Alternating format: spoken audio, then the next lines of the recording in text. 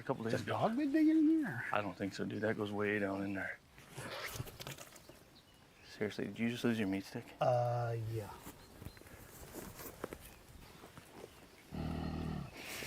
Oh, no. There's something in there, dude. Just leave it. Are you kidding me? We'll just head to the house. Just leave it. The hell with that. Oh, yeah, there's something in there. Want one? Yeah. Thank you. It was worth it.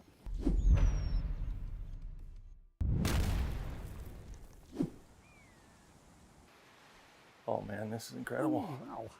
Huh? Yeah, that's pretty cool. It is pretty cool. Hey, man, grab me a meat stick. I think I can reach it if I do a little more. Just let me go a little. I can't.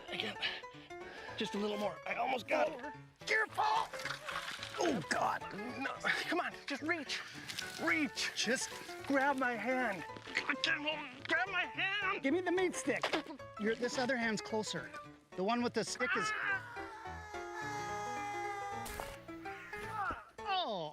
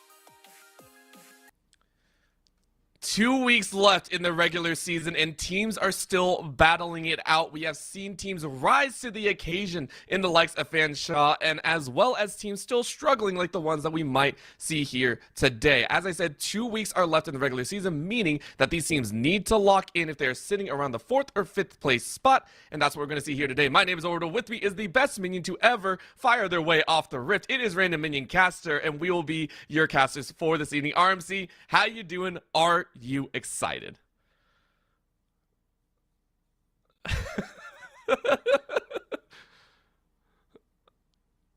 You were absolutely fired off the rift because you were fired so fast you forgot your mic, man. That's how far it went. Anyways, we are getting underway with Cleveland State Vikings going up against Ontario Tech University Varsity. These two squads, they have, unfortunately, a situation on their hands. Both squads are sitting relatively low in the 2-2 to 2-3 rankings. They have to get a couple wins on the board, and these next few weeks are going to be very, very crucial for them. CSU, we saw play about 2 weeks ago, looked a little bit rough around the edges, but they said they're coming together, and RMC, they need to come together now if they want to push themselves further. Oh, bro, you say it's kind of low, but actually they're both kind of on that cusp, on the edge of making playoffs top 4. Now, with two teams we have, CSU, we saw them 2 weeks ago, and they're with the same starting roster. It's Jason in the top lane, his Beard's Weird in the jungle, Isaac's in the mid lane, Scrub, McLord, and Aqualad rounding out the bot side. And for OTSU, we're taking a look. It's Darken a Moment, Waterworth, Levanchi, and then as well as Spaghetti and Slime T there rounding out that bottom lane. And for OTSU themselves, this is going to be a very, very fun matchup as all these, I think you were talking about it, all of them have a similar play pool in terms of who they are facing in these last 3 weeks. Yeah, so first of all, let's establish where they are. So CSU Vikings was on 2 weeks ago. At that time, they were 2-1. So they were a positive win rate, and they were sitting, I think, in the top 4. Currently, they are sitting 2-3. They've lost the last 2 weeks, and at 2-3, they are now 5th in the standings. They're just one spot away from making playoffs. Last week, they played Marion William, which is the 4th seeded team or 4th team in the rankings currently. And today, they will face OTSU, who's in 3rd. So both these matches in the last 2 weeks have been critical for CSU. Losing last week means this week is pretty much a must-win. If they lose tonight, fate's out of their own hands. Or at that point, they're hoping that Marion will mess up this week and next week. Same with OTSU next week. For OTSU, they are one match down. They are currently 2-2. Last week's match has not been completed, at least not on the website. So they are currently 3rd seed, sitting at 2-2. But depending on how that match went or will be going from last week and how the match from today goes, they could be in the exact same spot as CSU. And tonight, they're facing CSU. Next week, they'll be facing Marion Williams. So again, like you said, where they are in the schedule right now is very, very clutch. These teams all sitting around the 3-4-5 mark. The playoff cutoff line are all in contention.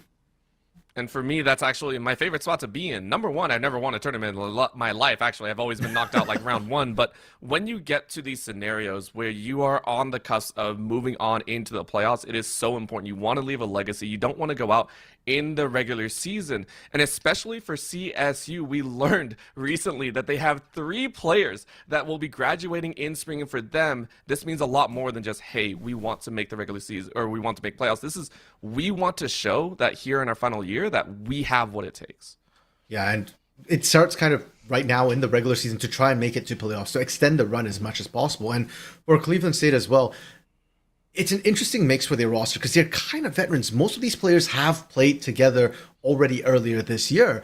His Beard's Weird is the only quote-unquote new person coming in, and he was always meant to be their starting jungler at the beginning of the year. Just due to scheduling, he could only step in now in fall. So there should be built-in synergy. They did swap out their coaches as well. They brought on 2 new coaches this split, Sam and Sophie, to try and mesh things together. So even though there's a lot of old names on this roster that played together, with all the changes that have come through, they feel like a new roster. They've been proving throughout this split. But it's clutch time, Marble. They don't have any more time this split. Like we said, if they lose tonight, things are out of their control. And honestly, that means that these champions better be on lock as well. Last time we saw CSU, they were able to rack up some early game victories, and it lines up with them saying, hey, we have the playbook, we want to execute a little bit better.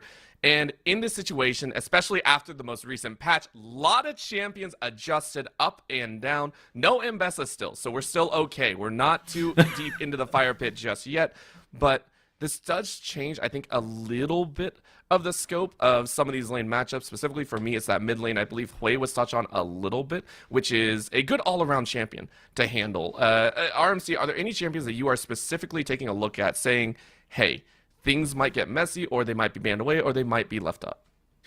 Honestly, there's not a ton of overlap necessarily between a lot of their champ pools. So because of that, I'm not so much looking at individual players. I'm looking more at the patch that came through last week. Corki has risen up massively in priority. We've seen more Azir come back in as well. And I'm very curious. Neither of these mid laners have played too much of those champions, but I wouldn't be surprised if we see Corki especially come back in. It can be played both mid and bot. I don't like that sound. Listen, I lived through the previous years, and already the reign of Corki should be over. Like, I don't want to see it. We are getting into the draft here, so just as you talked about, maybe there's that Corki band to come out, just in case. I have seen it a few times just saying, hey, those high priorities, maybe we don't deal with it. At the same time, those other champions out there, Aurora is still high priority. The Yone still given a lot of priorities, so that's not on any of those, by the way. That's not any of the champions we just mentioned. The LeBlanc to be banned out by CSU. Okay, now, quick thing to note for the side of OTSU, they did have some roster changes and swap ups. So Spaghetti's looks like he's going to be playing in the bot lane, coming in right now. Spaghetti has only played 1 series so far this split in NECC for OTSU, and they played in the mid lane that time. So a bit of interesting in terms of champ pool. I don't know how comfortable they are with the AD carry role.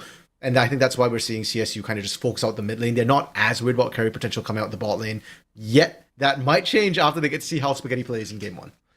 Oh my gosh. And I mean, we were just talking about this as well. The Hui and the Corki both banned out, so triple ban straight towards that mid lane. And now comes that Kindred. His Beard's Weird, I think, has a high prio on there, just trying to kick things up a notch behind the likes of the Amumu and Nocturne that we've seen a little bit before. Talia as well. Okay, CSU heavily investing here, saying not only are you not going to get assassins, you're not going to get control or playmakers in the mid. Yeah, I think that the Talia specifically is targeted at Spaghetti. Spaghetti, not a player who plays a ton of ranked, but when they do, they play mostly Talia in the mid lane. So, yep. Talia bot, not really a thing I've seen too much of, but again, we don't know for sure if Spaghetti will be going to that bot lane or whether they will be going into the mid lane instead. Rakan now being denied away from Aqualad, champion that he plays a lot, but has been banned a lot against him as well. So he has a lot of other options. Things like Rel come to mind. I believe that's his most played in NECC so far. Yeah, but see, with all these priority unique bans, it does leave those meta picks open. The Yone gets through once again, and this is terrifying. I've seen some good ones and bad ones as of late, but anytime you let them go past level 16, it looks dire. Like, as soon as Yone gets unleashed, you're in trouble. And Kha'Zix, from before, one of the key playmakers for the team of CSU, you want to get this Yone ahead. Great first pick. Now on the other side, Waterworth going ahead and locking in that Nocturne, empowering some of these early moments as Darkened Moments locked in the Renekton for themselves. Okay, and the Yone could be lane swapped into the top lane for Jason as well. Into the Renekton, it gets a little bit dicey, so I am expecting it mid. The Nocturne I like. Not only is it something that Waterworth plays a lot, but also a denial away from his Beard's Weird. It's one of those champions where they could pair it with the likes of an Orianna if they wanted, but his Beard's Weird is a jungler who will just play it in isolation. The value of that paranoia, and more importantly, the semi-global backup is huge for the side of CSU. Oh man, the Poppy and the Lilia to round it out, as we're seeing CSU really go for that team fight aspect, get into the mix, power through, try and lock an opponent down, and also deny this Nocturne, and that's why we see the Lux come out. Listen, you want to dive in? I'll take my hands back, I'll fire a laser from about half a screen away. Yeah, sure enough, Poppy can't do a thing if you can't actually reach me. The Lux for Levancio in the mid lane, is most likely as well, their most played champion in solo queue. It's going to be an interesting one, and now for CSU, they need to find some ways to be able to get on that backline, to be able to threaten. Yone can do that, but it's very much dodgeball for Yone. If you get tagged up by the light binding, the laning can be a little bit rough.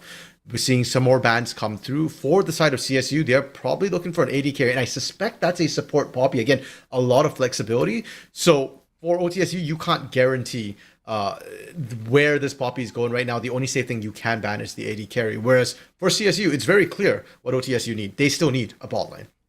I mean, they pretty much drafted in order, top, jungle, mid. Sure. Let's go ahead and rock out that ADC in support. Support being hammered away because of the Jhin and the Draven. I mean, I think this is like CSU really putting on the big brain caps, playing that chess to a pretty decent degree. They trick a third ADC ban, which honestly to me now signals that for Ontario, you're looking at the ADC pickup, try and make sure you at least get a comfortable ADC pickup. And no, they're going with a hypercarry angle, the Lulu, to be locked in.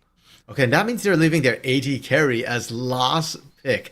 That's an interesting strategy. We don't usually see that because AD carries don't very often hard counter each other, but I kind of like it in that you've got the flexibility in terms of if you want to pick a weak hyper carry that can struggle in lane, you can at least see what you're running into, and if it's a kill lane that's coming out from the side of CSU, you can opt for something that can survive the lane a little bit better. Ashe. Oh, dang it. Okay. Listen, I really, really like Ashe as a champion, and the fact that this is such a go squad, I really wish we could have seen the Crystal Arrow. The Xayah, though, has also risen in priority, very, very strong in the ADC role. Not only that, can deny a lot of what Nocturne brings. There's the Ashe, though. It's on the other side. There you go. Listen, I'm really mad right now. Like, I want Ashe on the blue side. I want to see that arrow actually launch and start things off, but it is going to be traded out. So, CSU getting a little bit of safety, and then Ontario saying, we'll take some of that engage. Okay, I actually think that it's interesting to CSU with their composition. I think it's a very well-rounded composition. A lot of great skilling on their side, you know, with the likes of the Yone and the Lilia. The Poppy actually ended up not being a support pick. It is going to be in the top lane instead. So they have good ways to deal with the Renekton and the Nocturne that they saw coming out early. Good ways to deal with the dive. My concern is whether they can actually reach the Lux and Ashe in the backline consistently. You do have the Yone to be able to do that, and auto as well with the point and click, and neither of those champions are particularly mobile, so it's not terrible. OTSU, on the other hand, with their squad, their roster that they have drafted here, it's, again, also kind of a well-rounded roster. My concern with them is that they're very split. You've got Nocturne and Renekton who wants to dive in, but they don't have dive buddies with them. And then you've got Lux and Ashe on the back end, trying to create space and get the damage down. So I'm hoping for OTSU that Spaghetti gets ahead, because if the Ashe doesn't get ahead, I fear that their backline doesn't actually have enough damage to do a sustained fight. Then it becomes sort of an all-in. Can you burst somebody fast enough with the Nocturne and Renekton? Not only that, Ashe is not seen. Ashe is what I always consider the sneaky damage ADC. It's not this outright damage source. It's not this powerful, just destructive, I'm going to AoE you down, or I'm going to auto attack you down. But paired with a Lulu, this just highlights the fact that Spaghetti needs to get ahead, I think. Like, when you have a Lulu, you're like, you want to get ahead. Yeah, I mean, Ashe, if she hits 6 items, is not terrible. She actually can be a bit of a... she can actually be a pretty strong carry with her Q buffing her attack speed as well, and the damage she can output. But the problem is that her mid-game trough is a little bit weak. Now, what they do have is a lot of range, right? Like, we talk about the Ashe and Lux, but add the Nocturne on top of that, and you've got a lot of global pressure. So the mid-game is not necessarily terrible for them. It's just that it's more pick-based rather than teamfight-based. I mean, this is going to be that test, but Aqualad's like, yo, I'm not going to let you do anything of the sort. We know that we have that raw power, that catch option, and we're going to play it to a very strong extent. Corralling Spaghetti and Slime Tea away from that early level XP is going to be kind of nice. I think they denied, I think it was only 1 or 2. So yes, but Scrub McLord actually eating a lot of damage there. That's a good, I want to say 30% gone. Yeah, for the Xayah, range is one of her biggest issues. That doesn't change even from the get-go, so her early trades are not as powerful. That said, the all-ins from the Xayah aren't bad if they hit level 2 first. Oh boy, Spaghetti has to burn that barrier, and Slime Tea also getting chunked out as well. This is what we mentioned, you get a little bit of a level lead, and you use that to your advantage. And you can see the all-in chunk Spaghetti now without the barrier at half health. They still have a heal in Slime Tea's Summoner's Pools there, so you're not necessarily guaranteed to die, and they help the flashes. I think that's critical because the flashes are what will get you out of trouble, but it should put Spaghetti and Slime Tea a little bit on the back foot, at least for the next wave or two, till they'll heal back up, and then they can get the poke down again, try and regain control over this wave. And just in time for the likes of Waterworth to start roaming down as well. Low HP bars, a Nocturne's best friend. If you can get into the lane, though. That was a very nice ward to be dropped. However, that hook inside of the minion wave forces Slime Tea to expend that heal. That is another summoner spell down. Scrub Lord takes some damage in return, but that is now 2 summoner spells burned already. Yeah, now there's actual kill threat onto Spaghetti and Slime Tea if Scrub McLord doesn't go down first, because Scrub McLord was creating health in order to get all that advantage. So it is kind of dicey. CSU's bot lane off to a good start. Quick check on the other lanes. Topside, Jason already taking a lot of damage from Darken Moment. This Renekton playing really, really well. A lot of times we see Poppy as a counter to Renekton. What the? Oh my god, RMC, what were you saying about kill threat again? What were you saying about kill threat? Please, remind me about that. That it was there for both of those teams. I'm just kind of surprised how it happened. Scrub Lord actually finding first blood in there, committing to that, burning all sums to do so. And Spaghetti actually answering back. That means Scrub Lord went in on basically no health, took a massive risk. Is it worth it? I'm going to be honest, I'm not sure, because on one hand, you do get first blood, but on the other hand, Spaghetti gets to shove in the wave and kind of gets to equalize that CS disadvantage that they were suffering from early on. It also scares me because Scrub McLord and Aqualad, if we saw the flash away by Aqualad as well, it meant that Aqualad was in that same position. But it looks like Scrub McLord actually took that without Aqualad available. Aqualad still has their flash as well, and that Nautilus is such a high priority. So let's keep track and see how well that plays out later on. Right now, though, we are seeing a Roam Slime team joining in that mid lane, and then topside Darken and Jason just kind of throwing down with the best of them, about a half a way between them, which is standard. But Kha'Zix and Levancy, these two, I've been curious to see how this Lux is going to play, and so far, playing pretty safe. Yeah, and that's what you'd expect to see from that mid lane, right? Ranged into melee matchup. Yone as well really does need an item or two. Ideally, okay, a lot of times once he picks up the Berserker's Greaves, he'll start putting down pressure. But it's really when he picks up the Blade of the Ruined King that Yone starts to become a big threat in the mid lane or in whichever solo lane he's at. So expect to see Levantio have that prio in the mid lane until those items come through. Gotta give it a little bit of time to cook up in the mid lane. Meanwhile, we're still waiting for the junglers to also have their first breakout moment. Waterworth has been allowed to scale up to level 5, waiting for that level 6 breakpoint. Has also not recalled at all, by the way, clearing out a second half of their camps just to ensure that you get a large amount of income. His Beard's Weird, though, has recalled once, went ahead, picked up the Darksteel and the Amp Tome, still sitting on a potion as well. Yeah, and for his Beard's Weird with the Lilia, we're really waiting for the Fade and Ashes to come through before they start to pick up that farm speed. Prior to that, Lilia's okay, kind of average, and because Waterworth did focus on clearing and just farming back and forth the jungle as efficiently as possible, they're going to be able to match in terms of that speed. That level 6 is going to be very, very telling. We talk about it for Nocturne and his Paranoia, that even for the Lilia as well, her ganks get so much more potent when she has that sleep. I mean, as soon as you see that little pill rolling towards you, it's dangerous right now. Levanso, though, getting ready with that laser, trying to get a little bit of help, but out of mana means out of options, and his Beard's Weird will go ahead and claim the second kill for CSU. And that was a choice from Levancio there. They had flash. You can try and flash away from the first hook that comes through from the Nautilus, but they didn't even go for that, didn't even back off. They just decided, hey, I'm caught up here, I'm going to try and make the play on Kha'Zix instead. I'd love to see that flash come in for an aggressive play later, since you did decide to hold on to it. Oh boy, this is now another jump in as Spaghetti just had barrier up, but getting tethered down and rooted means that you're kind of low. Actually stutter stepped a little bit, allowing some extra damage to go down, but Scrub McLord is still eating so much Slime Tea, being allowed to generally work, but that's a second hook in the face. Spaghetti is ripped apart, eaten up, as Scrub McLord gets a double, and that's the power of the combo instead of the solo. On the top side, Herald is being done by Waterworth and Levancio, so no Paranoia to help out the bot lane when all that action was going down. But overall, that was a choice from OTSU's bot lane. Yep. Spaghetti and Slime Tea. I wasn't worried the first set of trades between the slows, the shields, the and all the sort of CC they had between Alulu and Ash. They'll take a lot of damage, but they could have walked away. It's when they re-engaged, they stuck around, they didn't back off completely, then they ate the second hook. That's when everything went poorly for them. So Spaghetti and Slime Tea, definitely some choices being made. We'll see if they come to regret them between that and what happened to Levancio that we just saw in the mid lane. A lot of flashes saved, or a lot of summoners being held, but also a lot of deaths going that way. You've got to make it pay off somehow. Honestly, I think it does lean on Waterworth. Right now, another binding goes through. Kha'Zix is, you know, this is one of those moments that you're just like, I hate Lux so much. You hate the fact that a Lux can sit so far back and get a good pin on you, but right now, Aqualad is once again getting ready to help out. Fate Seal is available. Kha'Zix is ready to roam, and that's going to be the hook, not buffered properly because it didn't land.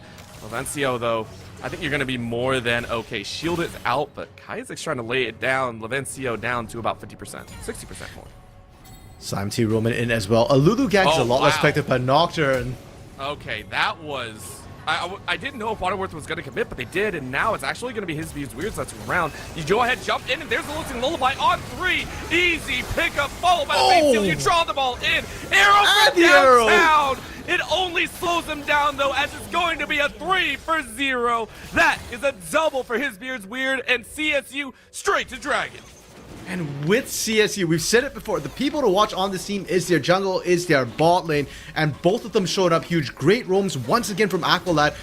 It feels like he's almost living in that mid lane, and his Beard's Weird with the flash over the wall for a 3-man sleep was gorgeous. I mean, that was... I was getting worried, honestly. I was worried about how this is going to play out. Kha'Zix is playing on just like a decent sliver. But this is a huge boon. Once again, CSU activating, utilizing their performance, and making sure that their skills kind of shine through here in the early game. We saw this before 2 weeks ago as well. Now we got to see them commit with the gold lead that they have. This is now about a 2.7k lead. I want to see what else they can do here in the early stages. They spread out pretty well across most of their lanes as well. The only lane for CSU that is not ahead is this top lane that we're watching right now. One thing to note, Jason has a massive health advantage. That's coming off a TP. Darkin still has theirs. Of course, in that same vein, Jason has been bullied out earlier on, because you look at the CS deficit, this is almost 2.5 waves. I think like Jason is fairly far behind. So in this instance, we're waiting to see if that does become another steamroll factor. As Darkin goes back, picks up the immediate Eclipse as well. No worries there. Full item up. Yeah, and we need to see Darkin really start to pop off for OTSU. This is the one lane that isn't behind. And getting a single plate at 10 minutes into the game is not bad. But ideally with this Renekton, you wanted more pressure. You want to be unlocking your jungler to either make dives or make invades happen for your side of the team, but that hasn't been the case so far. And I'm looking at the other lanes. It's really hard for them when they're falling behind. Mid lane, Kha'Zix has got the Berserker's Greaves completed. Blade of the Ruined King should be coming in on his Nyx back as well. He's not quite there in terms of gold, but Levancio is just not having enough pressure. And with the ult up now, it does get so much dicier for this Lux. I mean, you've been hanging on to that flash as well. Multiple times you're taking these trades, you're giving up your HP to hang on to the summoner spell. Of course, with this possible collapse, it could be a whole little shakeup. Waterworth is here with that ulti, drops the paranoia, and now watching the snapback. Dives into three. I'm not sure this is where you want to go on your own. No one else is close. Arrow Fernando does land, though. This is the big skill to bring it back in as Kha'Zix hits it once again. The cleanup is not going to come through, though, as the rest of the team is here to help out. OTSU might be bailed out here thanks to Darken Moment. Comes in, sweeps up Aqualad. Come the moment, come the hero. Darken Moment. We did exactly what we needed of OTSU's top laner. They roamed down, got that strength, and again, if they were not present, that fight goes very, very poorly for them. Meanwhile, Spaghetti in the bot lane had to put in both summoners, and Scrub McLord pretty much full health. No summoners blown whatsoever. Will have free reign over this bot lane. Oh man, this is getting a little bit out of control. The fact that it got so close and we didn't see a death go down, Kha'Zix was like, man, I could have had 2 extra kills back there. But the fact that you got out with your life is huge. Topside Jason now trying to duke it out, wasn't in favor of this fight, but actually having to pop that steadfast presence and still being forced out of lane is actually a pretty rough spot. Darken feeling pretty confident. Now watching as his beard's weird, walks up, that's going to be a seedling, pretty easily dodged, so no big wounds. Yeah, second time we're seeing that. Aqualad being run down using the hook will get out perfectly to safely. Now, I do want to talk about Kha'Zix for a second as well in that fight, because you talked about how it was so close for Kha'Zix. He almost got a kill. I think Kha'Zix was lucky he didn't go down in all of that. True. They found the immediate catch onto him, Waterworth burning the paranoia on him to initiate things. And Kha'Zix, I love the fact that he is so willing to turn around. He probably should have died, but because he was willing to turn around, because the CC chain that came through, he actually lived longer. And this, again, is prior to Blade of the Ruined King being completed. Once he starts getting more of that lifesteal, a little bit more damage and the ability to shred through, that would have converted the kills. Even if they have a repeat of that with Darken roaming down, that still would have been a win for CSU with Blade of the Ruined King. Of course, with their current feeling of power with Scrub McLord and Aqualad roaming into that mid lane, you are going to collect these grubs. Arrow once again, just to be annoying, but that's actually going to call in the paranoia because they're on top of a ward, so Waterworth is going to get a freebie on the fear. Feather Recall, though, brings everyone low, but of course Waterworth was there first, and all 5 are available. OTSU bring the entire squad and say, yo, what's up? Can't beat us all. Scrub McLord, though, says, are you sure about that? Are you sure? Flash in as Jason said, yo, I thought we were going a little bit further, but unfortunately you will pay with your life. Flash down, Scrub McLord is running, and Kha'Zix was nowhere to be found. Beautifully played from OTSU. They needed some way to get back into the game, and they managed to find just that. The arrow that at first we thought was, okay, that's a throwaway arrow, we're just using it for vision, I guess. No, the call came through from Waterworth, and we've seen this multiple times from this Nocturne already. Paranoia into what looks like dangerous situations, knowing that, first of all, the enemy team doesn't have full vision when Paranoia is on, and second of all, the burst damage, the base burst damage that Waterworth is putting out is making things dicey. And now, those are grubs in favor of OTSU, plus the kills, and I think the kills are the massive part. The fact that they got some onto Spaghetti as well, getting onto the AD carry who will be their sustained damage in later team fights. I think a huge part of it as well. CSU may not be respecting it, neither did I, honestly, but the willingness from OTSU to pull the trigger at a lot of these fights. When a single ability lands, they call that shot, and that now makes the Dragons and Herald and Barons later on much more scary. Right now, though, that is a beautiful cat. Scrub McLord is on a killing spree. This Zaya sitting at 4-1-0. That's exactly what you want to try and take this streak away. And CSU has been on point with these objectives. While they did lose that last set of Void Grubs, they were there first. They rotate down to the Dragon, and this time OTSU, I think, caught a little bit napping. They weren't in position to answer back, so we didn't get to see the combos come across. Scrub McLord and Spaghetti kind of trading, but the blade call doesn't land. Oh, no. And Spaghetti is just like, yo, that might be a freebie. Tried to chase a little bit further, but, I mean, you can't really outrun an ADC that has almost the exact same boots as you. Actually, they are the exact same. I lied. Yeah, I mean, if you get the slow, maybe you can do that. But yeah, unfortunately, Spaghetti just not quite confident to get in range, and you have to be aware of the Feather Storm as well, right? Scrub McLord still had that available. You don't want to run into that. Dragon, in the meantime, did go down. His Beard's Weird picking that one up. So both Drakes over to CSU for now. No turrets down just yet. Darkin hoping to change that. I mean, Darkin is also collecting a lot of these feathers early on. The Infernal Soul brings such a wealth of aggression and silliness, I think, to the game. You get enhanced attack speed and ability haste, and you start to see the abilities be spanned across the rift. It also makes these dragon fights much more apparent, as nobody wants to give an extra AD and AP percentage over.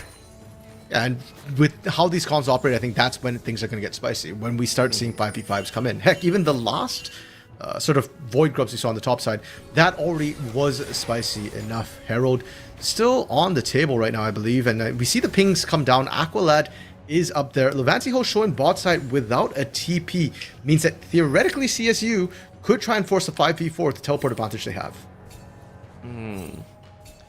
Although I think they're still a little bit worried that Paranoia turning out the lights means you do have to group up pretty heavily, and thankfully you are running around that Xayah, but it's completely dark right now. So a blind arrow wouldn't really benefit OTSU. Instead, they just keep everyone fairly close. Slime Tea and Spaghetti joined at the hips, which I think is a proper call, and just checking. They know that CSU should be on this top side around this objective, and you don't force the issue. The lack of vision overall, what do you call that? A rather darkened moment? Stop. I'm so mad that you got that one. Gosh. Alright. That was, ladies and gentlemen, RMC with the first little bit of silliness there. This is gonna be Herald though, granted over to CSU as they plunder their way to a possible Herald. This is Waterworth is actually looking for a little bit of snipe. Actually walks right in. Doesn't need the paranoia. Spike gets in. Waterworth works their worth away. Now you're gonna flash out over the wall. Now actually you're gonna go in as an arrow lands on a Lily, and now it's a triple knockup. However, how much damage do you really have? Lilting Lullaby grabs 3 and delays enough time for CSU to pick up an extra kill, but Spaghetti is very much untouched. Aqualad is getting shredded, and CSU are running for their lives. They lose the Herald. They lose a few. They might lose a few more as Levancio takes down the top lane. Scrub McLord, though, is very much alive. The volley, though, slows their life, and it's jungle and ADC versus mid and ADC. At this point, neither side wants to figure out how that fight ends. A 3v3 bloodbath. And overall, was this not what we said? The 5v5s are going to be very, very interesting. CSU has the better all-in for the team fights, and we saw a bit of that wombo combo come through, but they didn't get Levantiho, nor did they get Spaghetti in the initial engage. Scrub McLord, wave gets cleared by the Lux, won't actually be able to take the turret on that wave. To push in for this one would be greedy, and Scrub McLord is no fool. He's going to back off on this one. OTSU, though, overall, in that fight, what I really liked about them was we talked about how their comp operates, right? You've got Darken Moment and Waterworth who wants to go in. You've got Levantiho and Spaghetti who want to stay back.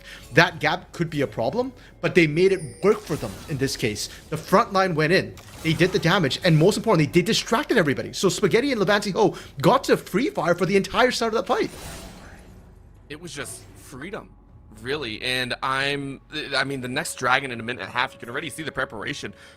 Because OTSU do need to utilize that information gathering, they need to have that freedom to free fire. Waves now being pushed out and already darkened, checking out around that Baron side, just saying, okay, let's clear it out. Let's make sure we don't give any advantage. I mean, we got a minute and 15 on Baron as well. I don't think anyone's going to take it, but I want to make sure we are safe. So right now, OTSU setting themselves up for these good macro rotations. I'm very curious to see where they actually pop that Herald for the side of OTSU. They already got the first turret because of the pressure Darken Moment had in the 1v1, and now they've got Herald to boot to try and crack somewhere else as well. Scrub McLord has no Feather Storm. Oh, and they're slow. Just came up. I mean, Feather Storm just came up, and now you're a little bit alone. And Spaghetti off on the side, once again untouched, able to layer in this damage. His Beard's Weird here a little bit slower, but the damage is going to be big. Flash in, though, by Aqualad saying, yo, let's fight this, but in goes the laser, and 2! Shut down for Levancio! This Lux is crazy right now. Yeah, you know, I give a lot of props to Spaghetti and for Slime Tea for how that kicked off. They struggled in lane, but in that fight, the fact that Spaghetti could run down and force out the Feather Storm early was what set up for that play to be able to follow through. The fact that the Enchanted Crystal Arrow could be used after that. Herald going to crash into the mid wave, but no follow-up to get the turret. And by the way, while all this was happening, I want to highlight too, Kaiser managed to find bot side outer turret. So CSU actually evened up turret score despite losing the fight.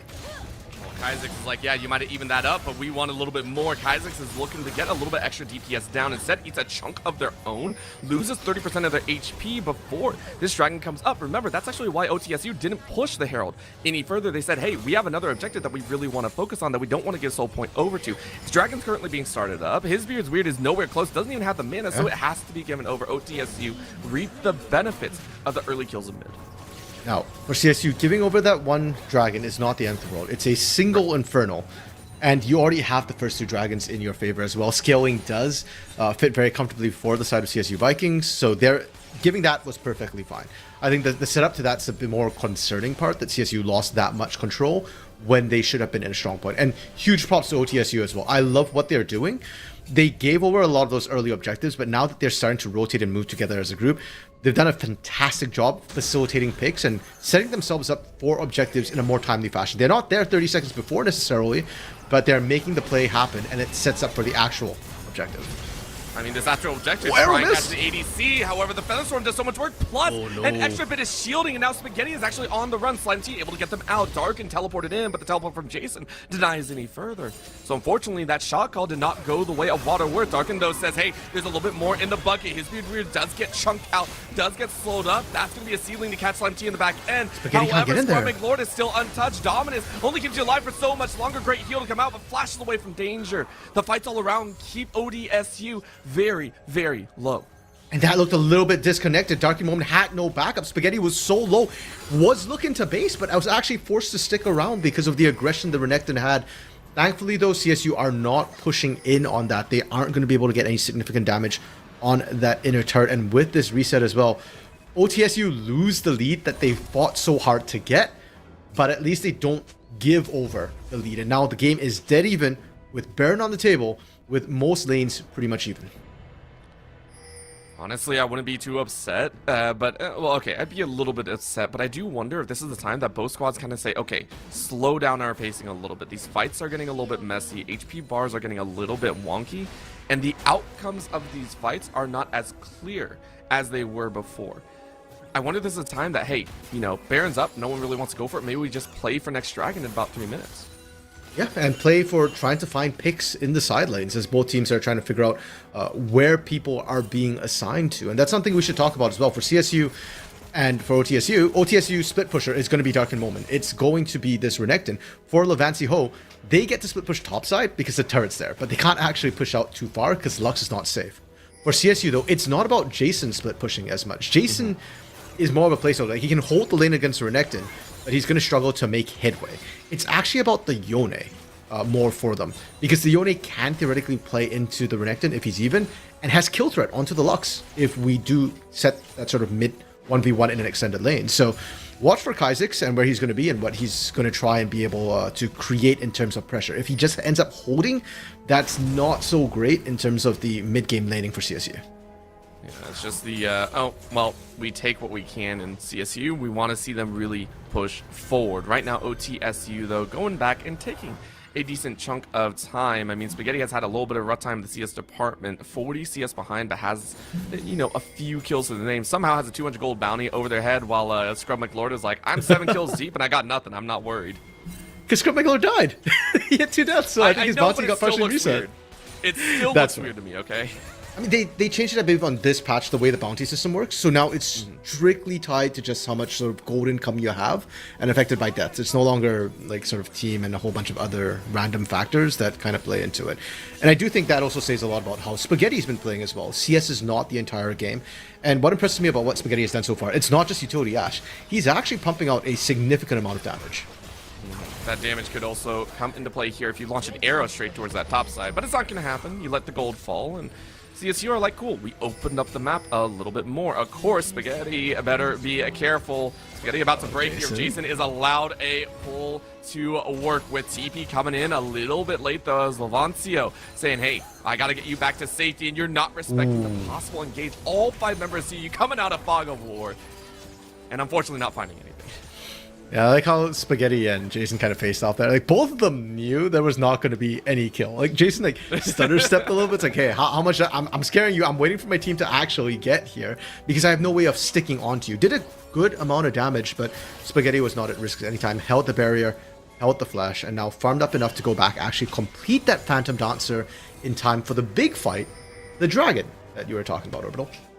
Yeah, but with limited vision, you can only see one ward for them right now for OTSU that is right outside of the pit, but it does leave a pretty dark spot inside entrances for CSU to work in, so keeping eyes, and this Ashe specifically, is going to be very important to kind of keep watch, because take a look at CSU's vision. They are so open. They have a crowded mid, pretty much with all the information that they will want. Hey, is anyone walking pretty close? On the outside, maybe not so much, but remember, for CSU, it is once again how much can Kaizix push, free farming up on that top side while the 4-man squad rotates down for this Dragon once again. And that's why we saw the Enchanted Crystal Arrow come out from Spaghetti earlier. They were aware they're on a bit of a timer. Now Darkin into that top side has no vision on Kaizix, so technically TP's available for both these champions on the top side. Well, Lilting Lullaby only used on one, and actually I'm a little bit worried. Right now, Aqualad tries to go in, but the backline is actually punctured. Waterworth trying to do some damage, but his Beard is still alive. Instead of that's a trade right now. Nocturne for the Kaizix on the Nautilus. flank. Yeah, but there's no current smite, which now means Kaizix has to eliminate that jungler, and right now you're alone. You're trying to run away. You're trying to make this one out. Maybe you got a little bit of time. Fate Seal does he nothing. missed. You just get right into the mix, and now you have to flex away for the rest of the team. Dragon is quite low. It is finding a way. His Weird is able to pick it up, but how many are you going to lose? Maybe not that many. A good Justice punch out forces the Renekton away, but that's only going to delay a little bit further as CSU are now running for their lives. Levancio and Spaghetti trying to output a little bit more. They want a bit more damage. Arrow misses, but you still got the slow with the volley, and maybe Jason does not have a way out. Flashes towards their tower. It looks like they're going to be okay with all the death and glory. Dragon goes the way of CSU, and that's all they really wanted. And really interesting choice from both these teams. Spaghetti even diving under a turret. You know what? Hey, props to Spaghetti and Slime Tea. That was premeditated. They knew the shield would be enough from Slime Tea for Spaghetti to look for that cheeky delay. But yeah, OTSU, even after having lost their jungler, they opted to stick around. They were not looking for the Dragon. They were looking for the team fight. There's no way you can secure the Dragon in the face of his Beard's Weird unless you kill the Lilia first. So that's really what they were looking for. Now, soul point for the side of CSU, though. They were able to find that, and I think what's critical was how the team fight played out. We didn't see the big wombo combo come through. Lilting Lullaby only caught one member. Kaizix couldn't find the out. Aqualad had to flash away there. Aqualad didn't find a big knockup with his ultimate. I don't think he even used it in that last fight. So CSU, despite how good the team fighting composition ought to be, are struggling to actually execute it, to find the right targets, to find OTSU clumped up. I think that has to do a lot with Waterworth, cutting off that vision, forcing everyone to kind of have to figure out exactly how you want to play. Do you want to play safely or not? OTSU, though, still not having that raw damage. This is one of those points that I actually really want to call out. I wish there was an Orianna in place for Levancio.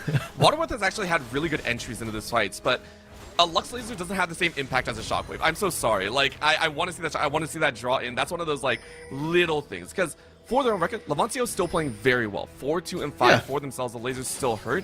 But I love the raw, like, power that comes with the Shockwave landing on 4.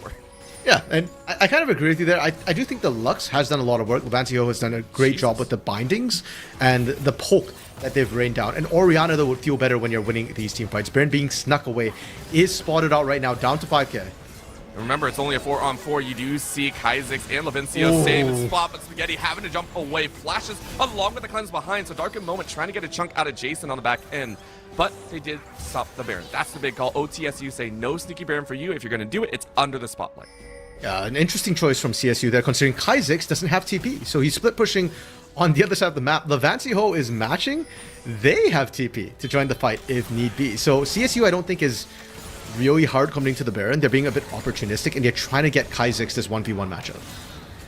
I mean, the 1v1 is going to come either way. Levancio still trying to hold on to that flash, but that was a great binding. Forces away, and the Lux Laser is going to just barely miss Kaizix. Very nice sidestep as well. Both players playing on the knife's edge.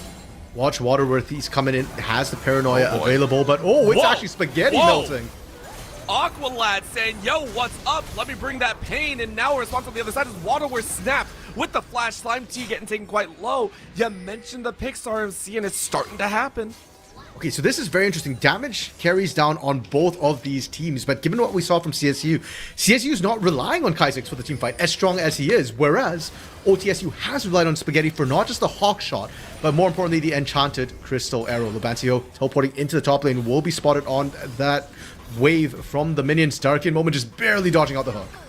Well, there's going to be a pinch against the wall, though. Waterworth, remember, has no flash and no paranoia, and that's why I think CSU are more than willing to step up when there's a Nocturne in the face. But, again, they're looking for a chance. Another hook, though. This is going to be dangerous. Laser lands only on Jason. Featherstorm goes out. Recall catches Darkin a little bit off guard. Dominance plus Wild Growth is used. Now a cleanse used on Scrub McLord to stay safe. And with all those exchanges, no one else goes down. Everyone wanders back to their own base. And that right there, Orbital, is why Levancy Hill picks Lux. If that was an Orianna, maybe you get the epic shockwave off. I don't think it converts to kills, but more importantly, you will get run down. Whereas in that case, the binding was enough to push off CSU, and more importantly, force them to recall, which means OTSU now getting their crack at this Baron in complete darkness. CSU have no clue. I mean, I think they have to take this as well. This was such a right call. Even with that ward down, it's going to be great. However, take a look at when Dragon's coming up. This take, OTSU said we have to take this, I think, because now you have to try and play for that Dragon coming up, which is sole point for CSU. Yeah, and for CSU, unfortunately, the timing's not perfect for them either. OTSU will be at this Dragon for this fight, and this one will be desperation. If CSU can get it, getting the Infernal Soul for them when the fights have been so close will be a massive boon. It might just be what they need to tip the scales over. But wearing the Royal Purple with the Baron buff right now, OTSU actually gets a bit of an AD AP buff. They will be doing more damage around this fight. Oh no, Aqualad misses! Aqualad hit the wall, and now you're in trouble. Death Star just to try and stay safe, but a disaster of a mistake. Jason now TPing straight into the middle. Oh, he gets caught too. In the middle. That's going to be the hammer of justice, keeping you safe for the time being. But remember, Paranoia is so close. Spaghetti is actually chasing a little bit further, saying, hey, you don't have any way to keep me off. I can stick to you all day long. Another volley. Flash is available once again. Scrub McLord tries to fight back, but that's going to be a call from the top side. Kaizek still doing work, chewing through towers, forcing a TP from Darkin, and now Kaizek gets away with that piece. But the main goal is Dragon. Keep in mind that is still up and available, and it looks like Waterworth is going to take that for their own. Sole chance denied by OTSU.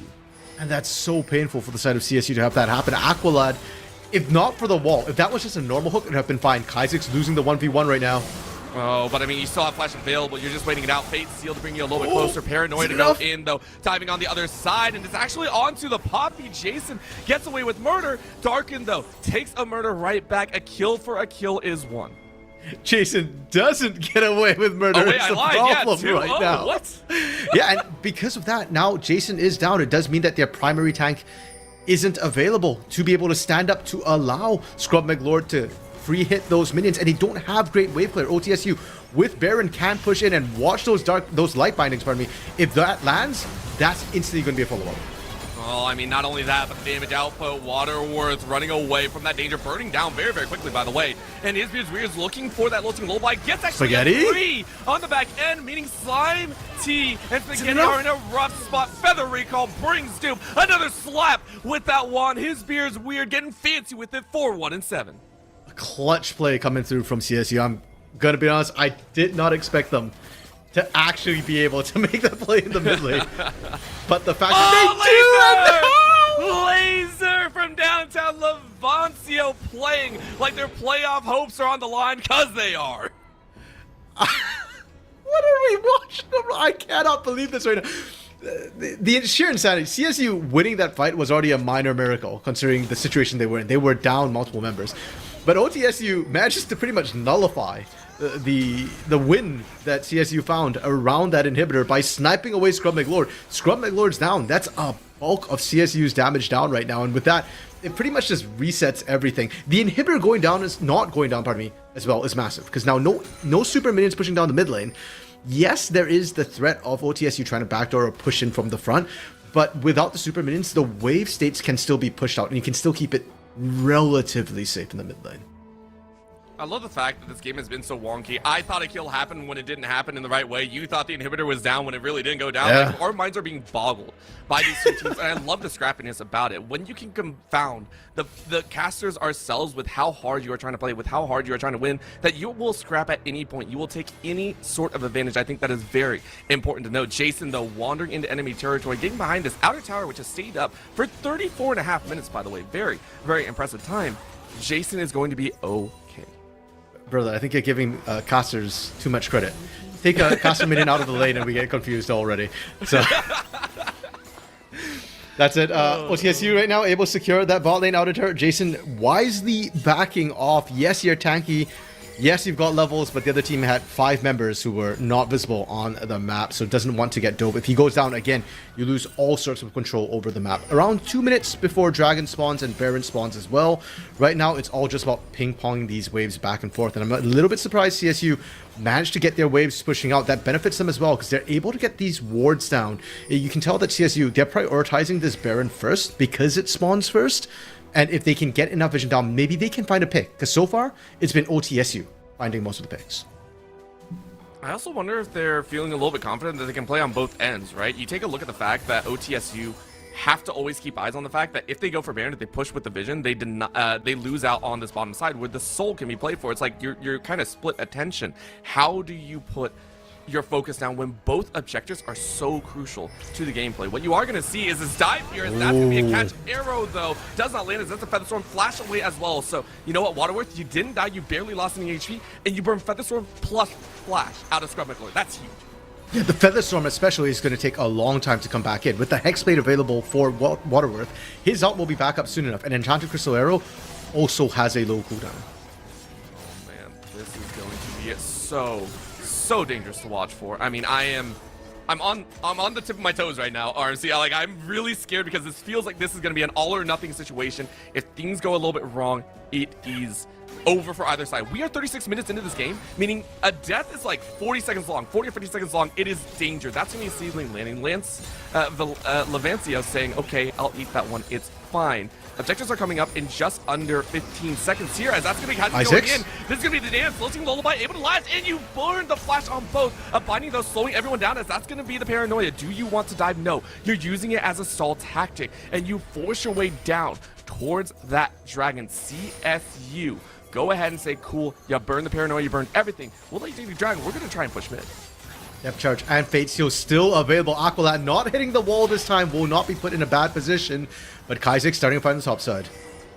I mean, Kaizek is at this point allowed to. You are level 17. You have the time to snap back, but that's a blast forward into Aqualad? the ADC, and you catch him against the wall. However, the laser across 3 annihilates Aqualad. Aqualad is down, and the backline is caught. Kaizek chasing after Lancio, and you are going to get annihilated as well. This is decimation on both ends as OTSU are running for their lives, but look at Darkened Moment. You get slaughtered where you stand. These ADCs are doing work for the time that they are alive. His view is weird, though. Cannot compete with the light, the beacon, the laser, and it is going to be a chance, but Jason can. Demacia versus Demacia. Spaghetti is trying to run away after the engagement on the ADC. Spaghetti is still alive. Jason, though, you cannot outrun this Poppy. Now, it is a double kill for Jason. It's a 3 for 4. It is dang near an ace as CSU will collect the Infernal Soul. And hell yeah, get that fist bump in the scrub, Jason. Really well played from the both of them, and that fight devolved so incredibly quickly. We're not seeing the clean battle lines that both teams, I think, are actually wanting and hoping for. CSU, it was a great engage from Aqualad, but the light binding from Levancio actually stopped multiple members from following up on that Nautilus, and that changed everything. If we saw Kaizek's get in there, if we saw his Beard's Weird get in at the critical moments, that fight was done right from the get-go. But the moment they can't, Spaghetti, Levancio, Darkened Moment, these extended fights are actually kind of favoring them because they're able to slow it down, get that range out, and it took a monumental effort, a Herculean effort from Jason and Scrub McLord to be able to win that. And even then, at that last second, I was worried for that Scrub McLord was going to go down to Slime Tea, to Levancio here. Now, with all the fighting done, we're back right for round 2 at Baron. CSU, the first ones to get there, but Waterworth has Paranoia. Paranoia and the arrow only land on the tank, so Aqualad is safe, but they go ahead and dive in. Waterworth almost gets punched out, but saved against the Baron because of the knockup, and now you get to follow up. OTSU claim the Baron, they stole it away, and now can they bring even more death and glory? Snap back to reality as Kaizek takes a little bit of HP, but down goes Slime T as now a chase over the wall. A ceiling is gonna land as Waterworth. You can't spell shield the burn. You will go down to the lamb themselves. The deer slaughters their way, and it's 3 dead for OTSU as CSU push without Baron. And finally, the big purple worm hooked the big red fish, and OTSU in a rough spot. Levancio barely able to get that out. They get Baron, but they lose everybody but the 2 carries.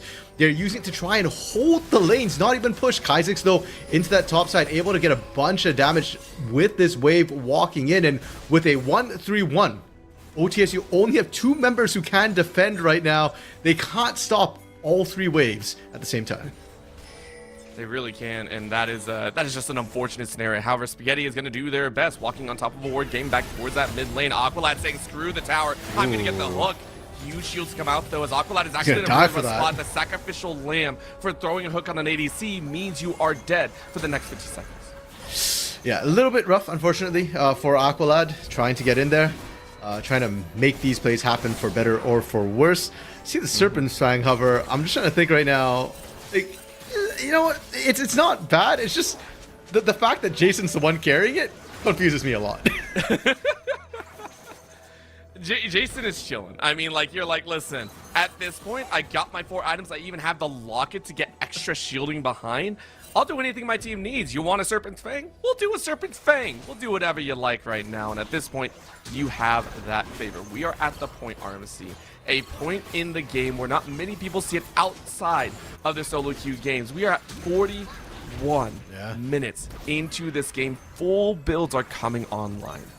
Averaging just above a kill a minute as well this game. I mean, the teams have been very, very scrappy, and we've gotten to see a lot of team fights, 5v5, flat on just absolute massacres happening where maybe 2-3 people are limping away at the end of things. And Orbital, that feels like this is how the game is going to end, right? When the big objective comes up, when Elder comes on 2.5 minutes.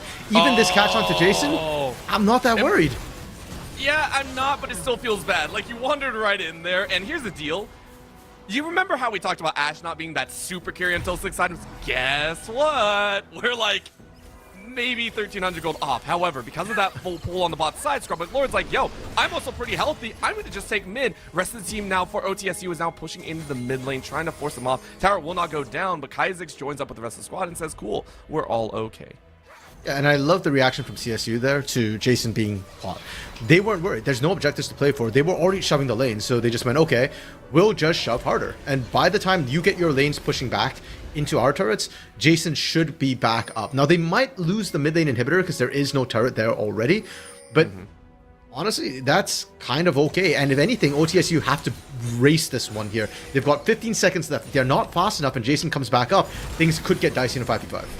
I mean, not only that, there's a huge flank angle as well, but the laser keeps Kaizix away from the fight. Remember, Kaizix has been firing up so much, 4 items deep, and needs a little bit of extra timing. Spaghetti, though, able to fire this inhibitor down. Waves are going to be cleared. Remember, we're late game. Like, the super minions, unless they are left unchecked, are actually going to melt in their hands. What we're looking at is a possible exit kill with this Death Brush set up, and this is the perfect way to do it. Jason, once again, looking to face check, but wisely decides against it, and Aqualad says, yeah, we don't want to do it, Scrub McLord, please don't do that. Throws out some feathers, gets a response, and the rest OTSU have to leave.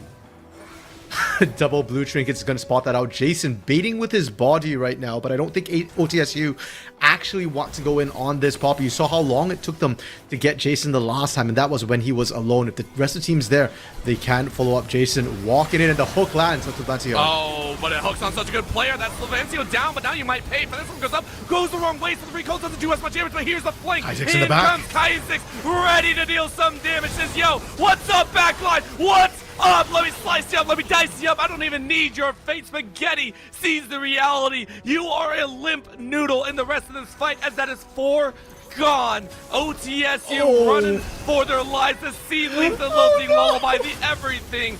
His weird is actually going to go into the stasis because Sketty is actually pretty okay. There's the final slap. It's the ace for CSU as they will take game number 1 in a 44-minute banger to keep their hopes of a better playoff run alive. Nexus Tower 1, Nexus Tower 2, and the Nexus will fall just as well. Overall, the growth of this team for CSU Vikings, they said it before, coming into it, there were a lot of changes to split for them. They were kind of melding together. They're getting better and better. And in this game, they got better and better. The first couple of team fights, a little bit messy. They couldn't quite connect things. They couldn't get the AoE to stack. But in that last fight, it was about as good as they could ask for. Kaizix coming in late worried me at first, but he just played cleanup crew. Absolutely massive threat. And for OTSU, that's got to sting. The comp was a little bit harder for them to execute the team fights, but they did it for pretty much the entire game. They messed up once, Orbital, But they mess up at 43 minutes, and that's game when you're that deep in. After about 38 minutes, you're just like early game doesn't matter. And that's something that we don't get to say very often because we don't reach this point a lot of the time. This was a neck and neck battle of squads that had everything to lose at the end of the day. And I love the fact that you pointed out it stings to lose in this way. And you are hoping to revamp for game number 2, which will be coming to you very shortly as the NECC League of Legends matchup here will continue in just a bit. Don't go anywhere.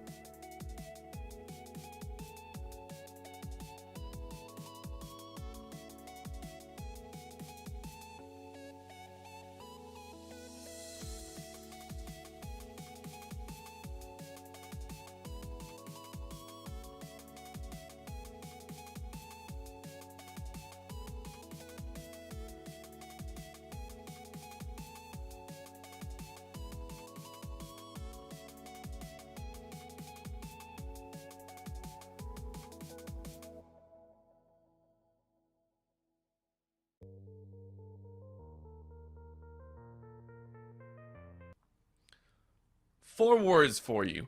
Are you not entertained? The gladiator pits are open. We have bloodied brawlers in the middle. I mean, we were at a kill a minute all the way up to 44 minutes. I swear the longest one we've seen so far in the NECC. RMC, this is a fight for the playoffs if I ever seen one. Yeah, and so how close that game was as well. It literally went down to the wire for that last fight. And up to that moment, OTSU were the ones finding the pick. And it was Cleveland who snapped the last trap together, collapsing in OTSU. And that 1-1 fight literally won them the game. And now going into game 2, Orbital, it's Fearless draft. So all those champions we saw in game 1, no more Lilia, no more Yone, no more Nocturne or Lux for the side of OTSU either. You know, the game does change, but one thing I'm not expecting to see changed is how scrappy it's going to be. And even in the early stages for OTSU, maybe it tapered off in the mid to late. But the shot calling to follow, a random error, a random paranoia.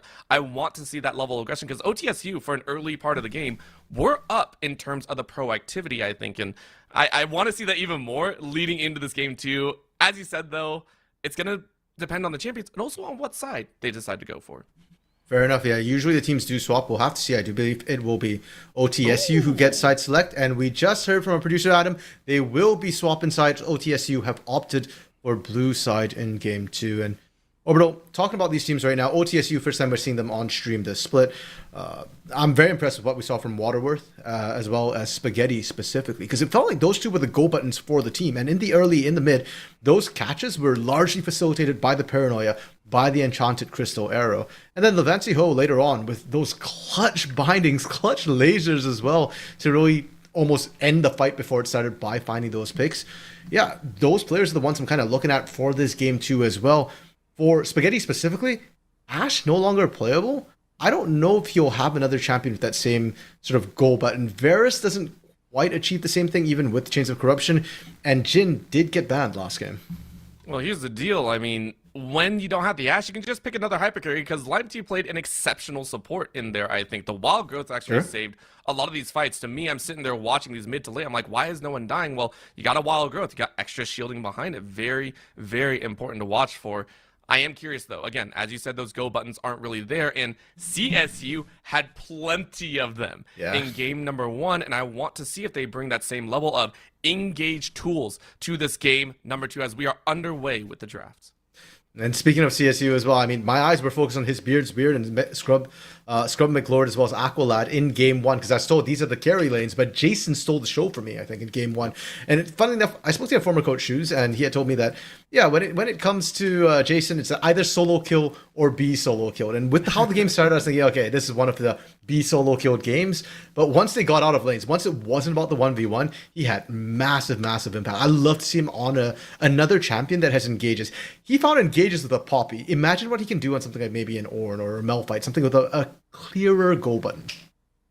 That would be a very fun one. I haven't seen a Malphite in some time, and honestly, I was playing and I didn't like where my ults were going. I didn't know I could miss a Malphite ult. I did about 15 times. Same bans, though, across the board here on Ontario saying, listen, we don't want to deal with the Kindred. We don't want to deal with the Corki. These are still high priorities. If that's true, I wonder if CSU are going to follow that same vein and say, yes, they do.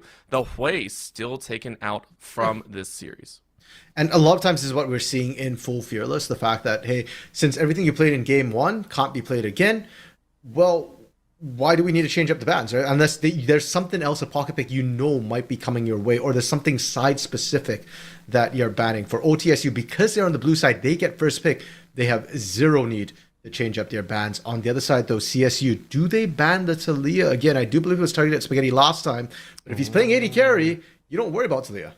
Yeah, I mean, if I see a Talia bot lane, then sure, go for it. I don't think it's going to be fun, but you can do it. The Skarner does make sense. This is a great blind pig jungler that we've seen utilize as that engage tool, the buffering tank, so many different options.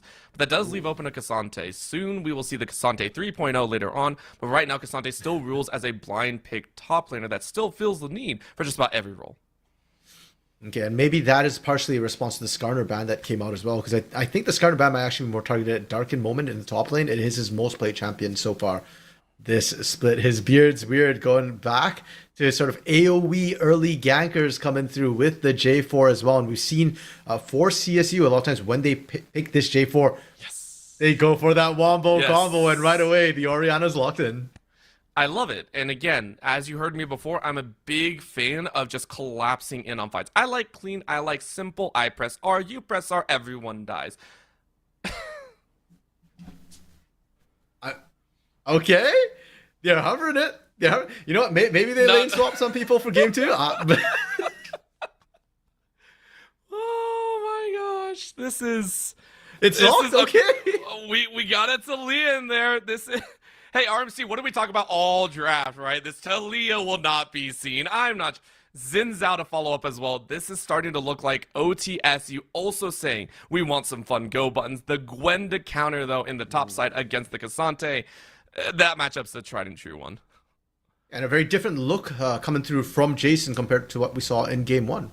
Game one, picks like Poppy, those are safe picks, picks that don't necessarily carry. The last time we saw them on stream back against Fanshawe, Jason played Ornn and Cassante, and now you're playing a Gwen, a completely different look, an actual carry for the team. I definitely do like the idea. It does mean, though, that for both these teams, they're both looking for bot lanes, but in the back of my mind, it's still going like, is that Spaghetti's Talia? Is he thinking the bot lane? I'm going to assume it's not, and it's mid lane for Levancy Ho instead, and that both teams are looking for bot laners.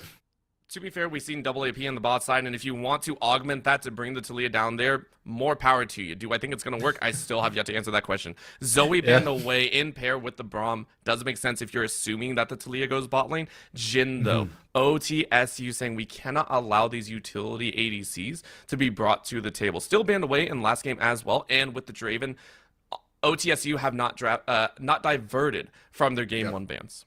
Yeah, fair enough. I think Scrum McLord showed in game one as well that he can be a massive carry for the team.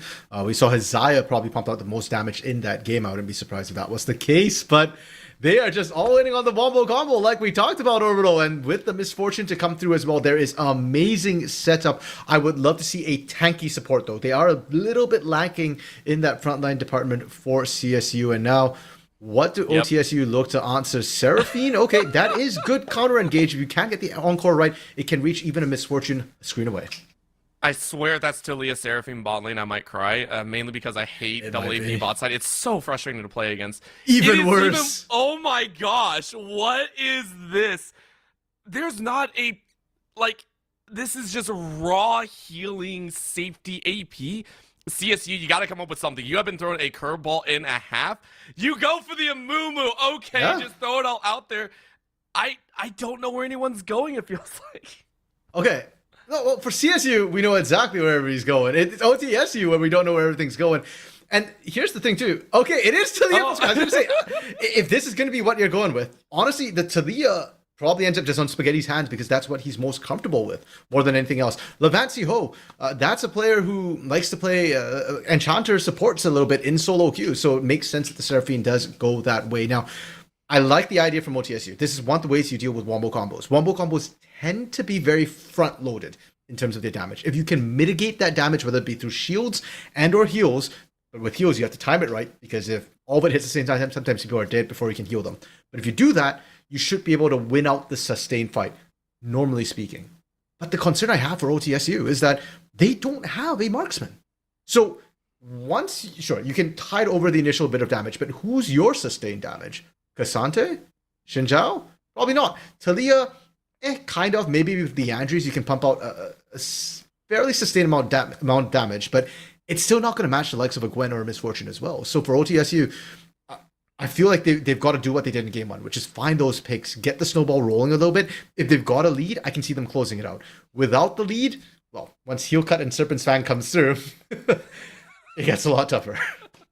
It puts so much more emphasis on some of these early stage action, which we actually saw get drawn away from in game number one. Game number one, it spiraled into that, 40-minute 44, where early game, it didn't matter how many kills you got. It just mattered if you were in the right position. This time around, we need to see OTSU have a good early game. My eyes, again, specifically on Spaghetti. You picked a signature champion. By the way, anytime anyone picks a signature, especially in a little bit of an awkward spot, you have to show up on it. So my eyes are drawn down there. On the other side, though, I mean, CSU, I love the fact that they've gone for this. And I like the fact that you pointed out, if you can weather this early game, the press R composition can bring a lot. So now all of a sudden, I'm left with only one question, the top side. Cassante and Gwen is just a normal bout, but we're still leaning into Jason, a little bit of a different game plan. You need to do well on this Gwen if you want to have that power of the scissors.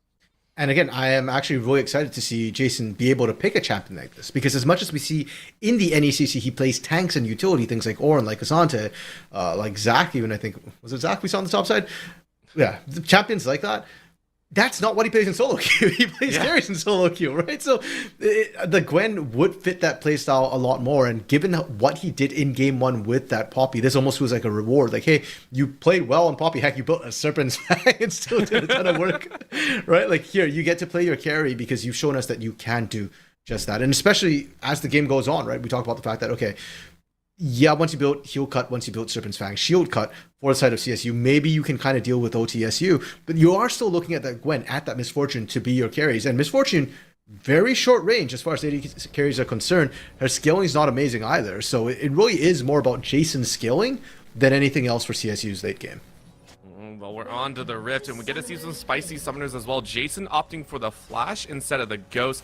Darkened Moment, though, saying, I'm going to stick by you, whether I like it or not. That is a Ghost for the Cassante. Rest of the lane matchup still fairly similar, as we do see the double TPs. Levancio taking it with Spaghetti. I mean, topside Darken, we expect the TP at least. So triple TP for OTSU. Yeah, and I love that you kind of point out the fact that Darkened Moment is running the Ghost and Jason isn't, because we actually usually see Gwen's run the Ghost to be able to chase people down. I do feel like the Flash here would work better with the Cataclysm that his Weird's bringing to the table, and it also feels like maybe this is more of a team fight oriented Gwen. You're using the Flash to set up to get in prime position to unleash the needlework, your ultimate on the whole team, rather than the conventional Ghost to run down a single target in long lane. It's just some of those little micro-mechanic moments, but it actually looks like we're getting a little bit of spice. I want you to take a look at where OTSU are currently setting people.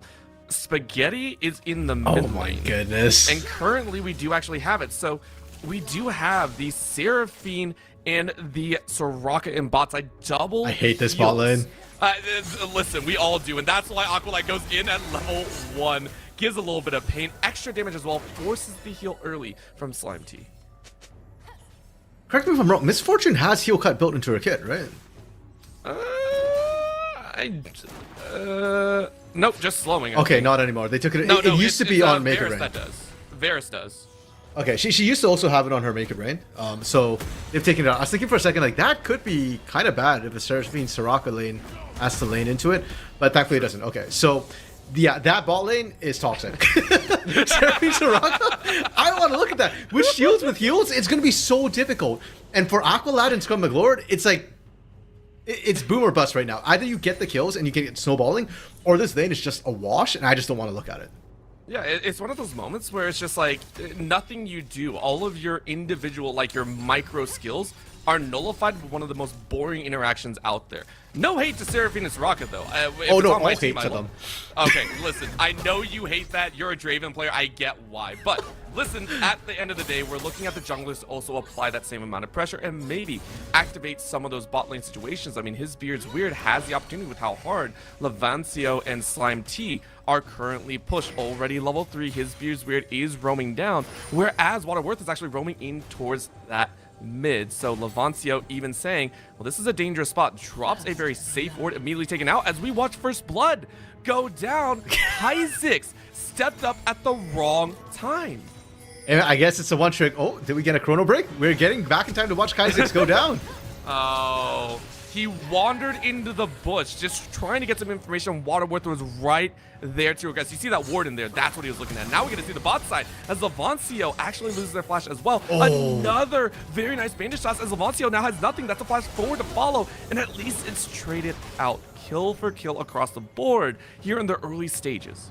Perfect donation onto Scrub McLord as well. It's not quite First Blood for the Misfortune, but you take what you can get to try and accelerate this bot lane. Make sure that you're ahead of that healing and shielding curve. But I'm going to go back to the mid lane a little bit, Orbital.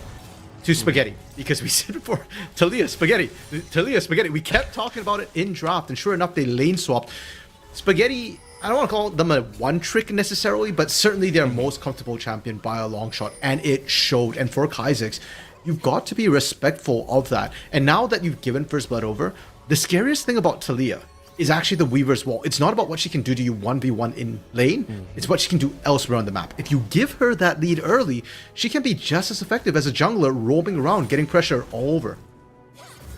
We mentioned that OTSU want to control a lot of this game, and that Weaver's Wall is just like an exclamation point and then some on that. I love it.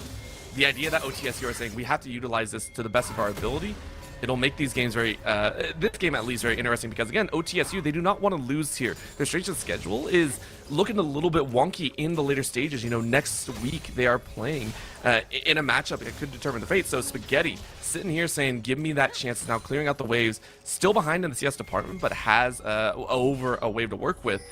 I think they're going to be okay, but I mean, we got to go back. I think Kaizik's got baited. We're seeing Yep. that chance. Yeah, Kaizik caught out once against Spaghetti, though, might trade out their life. No, shards are going to work. The stones bring death. And Spaghetti with that positioning, just trying to draw Kaizik's out a little bit. And unfortunately, Kaizik's bit the bait again. Waterworth just camping that mid lane. It's an extra camp for him to farm on his rotations right now. His Beard Spear trying to answer again into the bot lane. I think it's going to work. I mean, there's no flash. This one's Perfect. easy to go for. Slime T is the only one allowed to run away. His beard's weird. It says camp for camp. That's what we're going to do. Yeah, fair enough. Both junglers kind of answering in perfect sync, and you can really tell where the team is putting their attention. We talked about OTSU. Their composition is going to lack a little bit of sustained damage as the game goes on, and accelerating Spaghetti was the answer to that. That is your highest source of sustained damage mid to late game, especially if we do see something like the Leandries come through or Blackfire Torch sort of combo. Whereas for the side of CSU, as much as Jason is probably your biggest late game carry in terms of sustained damage, Scrub McLord is going to be the big wombo combo dealer, as well as your secondary sustained damage as the fight goes on. So they're really focusing on that snowball as well. What's going to be interesting is to see whose idea ends up working better in the mid game, because that's really when their comps start to come online, when the wombo combos, when the 5v5s, the team fights will start to rule the game. I like the fact that you call him a secondary damage coming out for Scrub McLaurin, but the primary for the Grievous Wounds, second component, goes ahead and picks up a little bit of that Dirk and says, yo, let's, no, we're not healing today. I actually really, really like that. And it's a proper response. If you had the bullet time, it hits everyone. It's a perfect champion to have it on. Will it stifle a little bit of the build? If you keep getting kills, probably not. This is going to be Waterworth saying, you ganked your last tier, but you flashed straight into Spaghetti. As we're seeing that roam potential, RMC, OTSU, starting to put that pedal down. Yeah, and Spaghetti returning the favor to Waterworth with the gold advantage that Waterworth built up. You can see between the jungle mid alone, we're looking at pretty much the entire goldie, 1.5 thousand gold in that duel. Whereas you look over at the CSU side, their advantage is in the bot side. So really kind of being answered pound for pound. It's really just where the strengths lie for these teams. My concern for CSU, if the strength is on the top side or mid jungle for OTSU, then Jason might start to get affected by that, because we're not going to see Aqua Led or Scrub McLord move up, I don't think, anytime soon, especially with first set of Grubs being started up by Waterworth already. Honestly, that's my big fear. It's not that the kills are going over. It's not that Spaghetti is 3-0, although it should be. It's how soon is it going to affect the rest of the lanes? How soon are we going to see that infection of death reach the rest of CSU's lanes? And specifically, can Scrub McLord match? Are you able to gather an advantage for yourself where you've already been given so much freedom in this bot lane to work with? Are you going to be able to expand out and deal with the likes of Spaghetti? Dragon is on the ground, has been for the last 3 minutes, and yet actually 4, I want to say, as the Grubs actually go over to OTSU's way on the rightful top side of the map. I think if anything, I want to see CSU play through their strength. We saw OTSU with the strength on the mid-top half of the map go for those early Void Grubs. CSU ideally want to leverage Scrub McLord's kills into the early Dragon, and the picture-perfect situation for them would be baiting OTSU into an actual fight around that bot side of the map. Because not only, first of all, would that drag potentially Spaghetti into the bot lane, not only would that potentially get you kills, but it also isolates this top side, where Jason's been doing a great job in this 1v1 matchup. Already up a plate, up 9 CS to boot as well. He's been able to win out. And Yes! I love the dog win. I love that. All right, so I love when players know how to emote properly to get some of the funniest interactions, by the way. I love the fact that you pointed out, though. Once again, I love everything that you're talking about, RMC. I love you, man. This is awesome. Right now, though, Jason has been, slowly accruing that lead, and I want to see even more, having that ability to fluctuate out. As you said, bring their strength to the forefront. While this dragon is being taken, though, I'm seeing an interesting occurrence. Jason's taken quite low in a situation that maybe you don't want to be, as Darkin's like, please give me this kill. Yeah, as long as Jason's under turret, he'll be fine, but being low on health does make things a little bit dicey for trying to get pressure in the top lane. Darkin's playing a little bit of fire here. I mean, we say that, but obviously Darkin, against any Magic matchup, you're going for the MR route. Already has the Negatron plus no Magic Mantle. That's a massive amount of MR, plus with the ultimate behind. Like, I don't, at least my personal experience, I want to say it's not that scary, right? Well, the scary part is if he goes all out, because that's when Oh, he drops resistances for damage, right? And Jason could potentially look to outplay. Now, without the flash, Gwen is a little less scary, but she still has that skip to kind of move away as well. That's why I'm a little bit concerned. If Darkin just plays this safe and just goes for harass in base form, I think he'll be fine. But the moment he goes all out, it's kill or be killed. Yeah, this is also the danger. Aqualad trying to hit level 6, by the way. This is why you're seeing him trying to push this lane in, have his Beard's Weird down here as well. Actually, this might be the perfect time. That's going to be a great bullet time, but Encore actually lands. And here's CC up. All of a sudden, Scrubbing Lord is in the wrong spot. Flashes away to safety, but still cut down. But there is going to be the Curse of Sad Money plus Cataclysm. Levancio is still able to stay alive, though, so Waterworth might have the chance. The auto attack away for, and all of a sudden, this AD carry of This Is Out is going to bring out 3 deaths, but still loses 2 in return. The supports are down. OTSU and CSU bring blood to the bottom lane. And all 3 kills went the way of Waterworth. I don't know if that's a good thing necessarily. This Xin Zhao is not going to be a big part of the damage later on. Yeah, he'll be tanky. I guess that will make him, that much easier to heal and shield for Levancy Ho and Slime T, but really, the bot lane wanted the gold to be able to handle the 2v2 situation. I mean, not just that. You saw the Eclipse being made early, or I think actually picked up a little extra right there. It's just, I do agree. And then his Beard's Weird also picked up the other 2, went for the Eclipse as well. These are 2 dueling junglers. I love this RMC. Everyone's just going bloody damage. I love it so much. At this point, I love everything about this game. I don't love the fact that Jason is about to get killed here. You are in a dangerous spot. You're in this round. You have no HP. Darkin has no mana, though. What? So Jason gets away with their life. That is so unfortunate. The mana cost in all is so low. No mana. That's so. You know what? But hey, props to Darkin Moment actually for staying in his base form, not being baited into going all out, and that's why he won those trades. Was able to kind of pressure Jason in, and Jason doesn't have TP. So even though Darkin Moment doesn't get the kill, at least he'll burn a wave away, and they'll give him a good recall time as well to be able to match. And he does have to match because Nash's Tooth being picked up for Jason. That's the split push build for Gwen. If she wants team fight, she goes Rift Maker first usually. Gets up in your face, duels it out. Of course, Darkin will also have the added benefit of you do have TP. Now, are you going to hang on to it? That's the question. You go ahead, TP right back into the lane. You have a pretty big purchase as well. You can complete the boots plus extra. You go for the Ruger actually just straight up and say, that's what I'm going to do. The safety value is immense. As Spaghetti, we're starting to see that force out here. CS might be the same, but the territory is not. Yeah, and props is Kha'Zix. After the first 2 deaths, he's really stabilized his game. He's playing respectfully, and he's keeping up in CS, which is all he needs to do as the Orianna. You don't have to dominate your lane. You're playing more for the team fights later on anyways. Just make sure that you don't completely lose control of the mid lane. Aqualad roaming in right now with the boots, lads. That's a pretty good one. Shockwave isn't going to land, though, so it's a little bit slow. However, Flagging Drag in puts Waterworth into a dangerous area as they both go for the mid laners. Mid laners are the snacks here. Waterworth picks up their 4th, and his Beard's Weird takes their 3rd. What is this mid laner hate out here? Aqualad has the flash to be able to survive, and it's all about the jungles.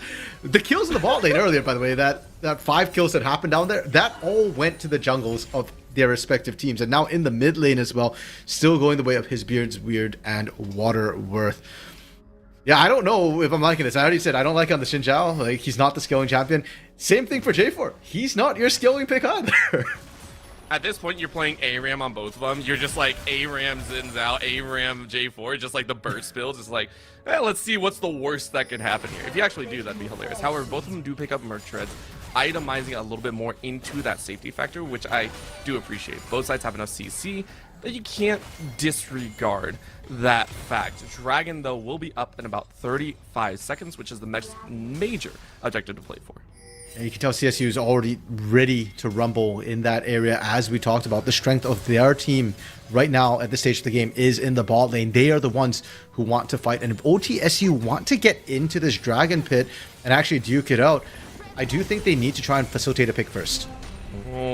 Oh, I mean, that's a big draw, though. I saw that happening, and Spaghetti actually calls that out well. Now draws that. Weaver's Wall forces Aqualad and his Beard's Weird into dire straits. With no Shockwave, this danger factor is actually quite low. However, his Beard's Weird's like, yo, I got damage. I'm still coming forward. But in comes that bullet sign to bring the damage. Encore is just a little bit too late. His Beard's Weird's out for the time being, but you're chasing into the wrong side of the map. However, another Flagging Drag is up. Remember, the cooldown is actually quite low with the ability haste in the Eclipse, and maybe you get another. However, you spot it out nowhere. They don't want anything to do with it. They're recalling right now because they know he's Beard's Weird is out. You don't need no team. You do not care. The Assassination J4 is here. The Vikings and their beards, best combo ever.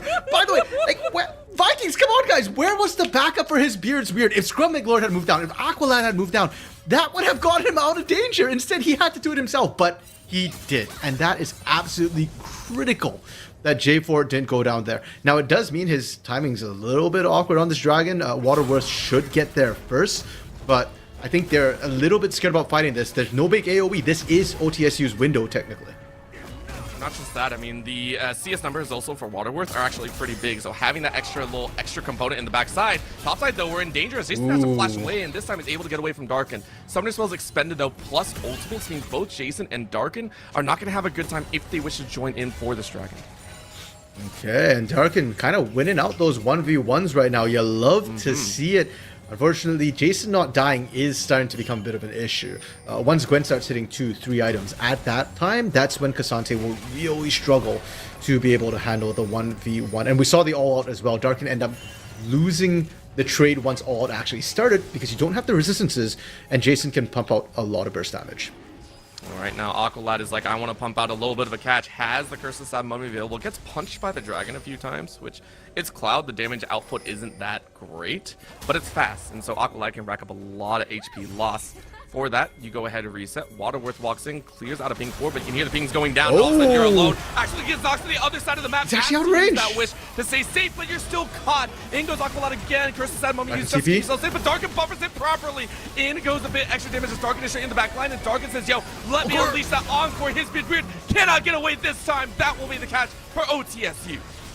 What a clutch fight, and that was what I was watching for. The fact that Jason TP'd back into lane after losing the 1v1. Darkin had TP advantage. He sat in base for a while, and I thought CSU would wait for it, but they caught Waterworth in the pit.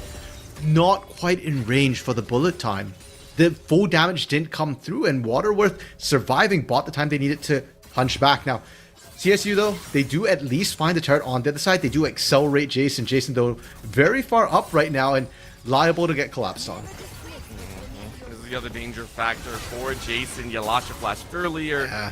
I mean, you got a tower. It's a little bit of gold, but we're starting to see OTSU once again regain that activation feeling, that proactivity. Of course, Levancio might not enjoy this one. Scrub Lord gets the slow. A double ping doesn't land either, and the binding or the stun doesn't work either. So Slime T is just going to try and heal their way through. Levancio able to flash away from that bandage toss. Really good flash away. Unfortunately, they will lose that turret because Scrub McLord was more intent on chasing kills than trying to protect his own turret. We'll be able to push in that bot side as both Levancio and Slime T were forced to recall. Levancio still has a TP that you mentioned at the beginning of the game. The additional TP advantage does mean they can just always TP back into lane and just hold. Are they going to do it, though? Probably not. They're pretty happy about this situation. His Beard is weird, realizing that the build isn't fully complete yet. Gets chunked out by Darkin. Bot side, though, Scrub McLord is able to answer, so we're seeing the map start to open up a little bit more. 2 towers to the side of CSU, and with 6 grubs in the pocket, I mean, OTSU can do the exact same if they really put their minds towards it. His Beard's weird, though, really wants to save their pink ward. Darkin, though, is fairly strong, and the rest of the team also coming up means there's a lot of healing ran into a wall to work with. Yeah, ran into the wall, though, but a nice knockback brings the all out in. Percent Mummy is not really available. Here goes the Encore over multiple members. It is going to be trade out of 1. Waterworth, though, says, yo, I also damage. Shockwave lands on 2, but Waterworth is still in front. Jason, bullet time, watches it wreck the rest of the team. Aqualad chasing along, making new friends along the way, and it's going to be CSU coming out with a slight man advantage. Scrub McLord getting there at a critical time. OTSU was scrappy and spaghetti along with Watersworth, pardon me, really maximizing the gold they had. If Scrub McLord didn't get there, that would have been an OTSU win. As it stands, the Herald yet lives after all is said and done, and CSU coming out just barely ahead in that fight. Unfortunately for CSU, though, Jason still isn't getting kills. He is still not enjoying these fights as much as Darkin Moment is right now. That Big Gwen isn't as big a threat, and he's not able to layer his own damage on top of the bullet time, on top of the Cataclysm, on top of all the AoE that CSU have drafted.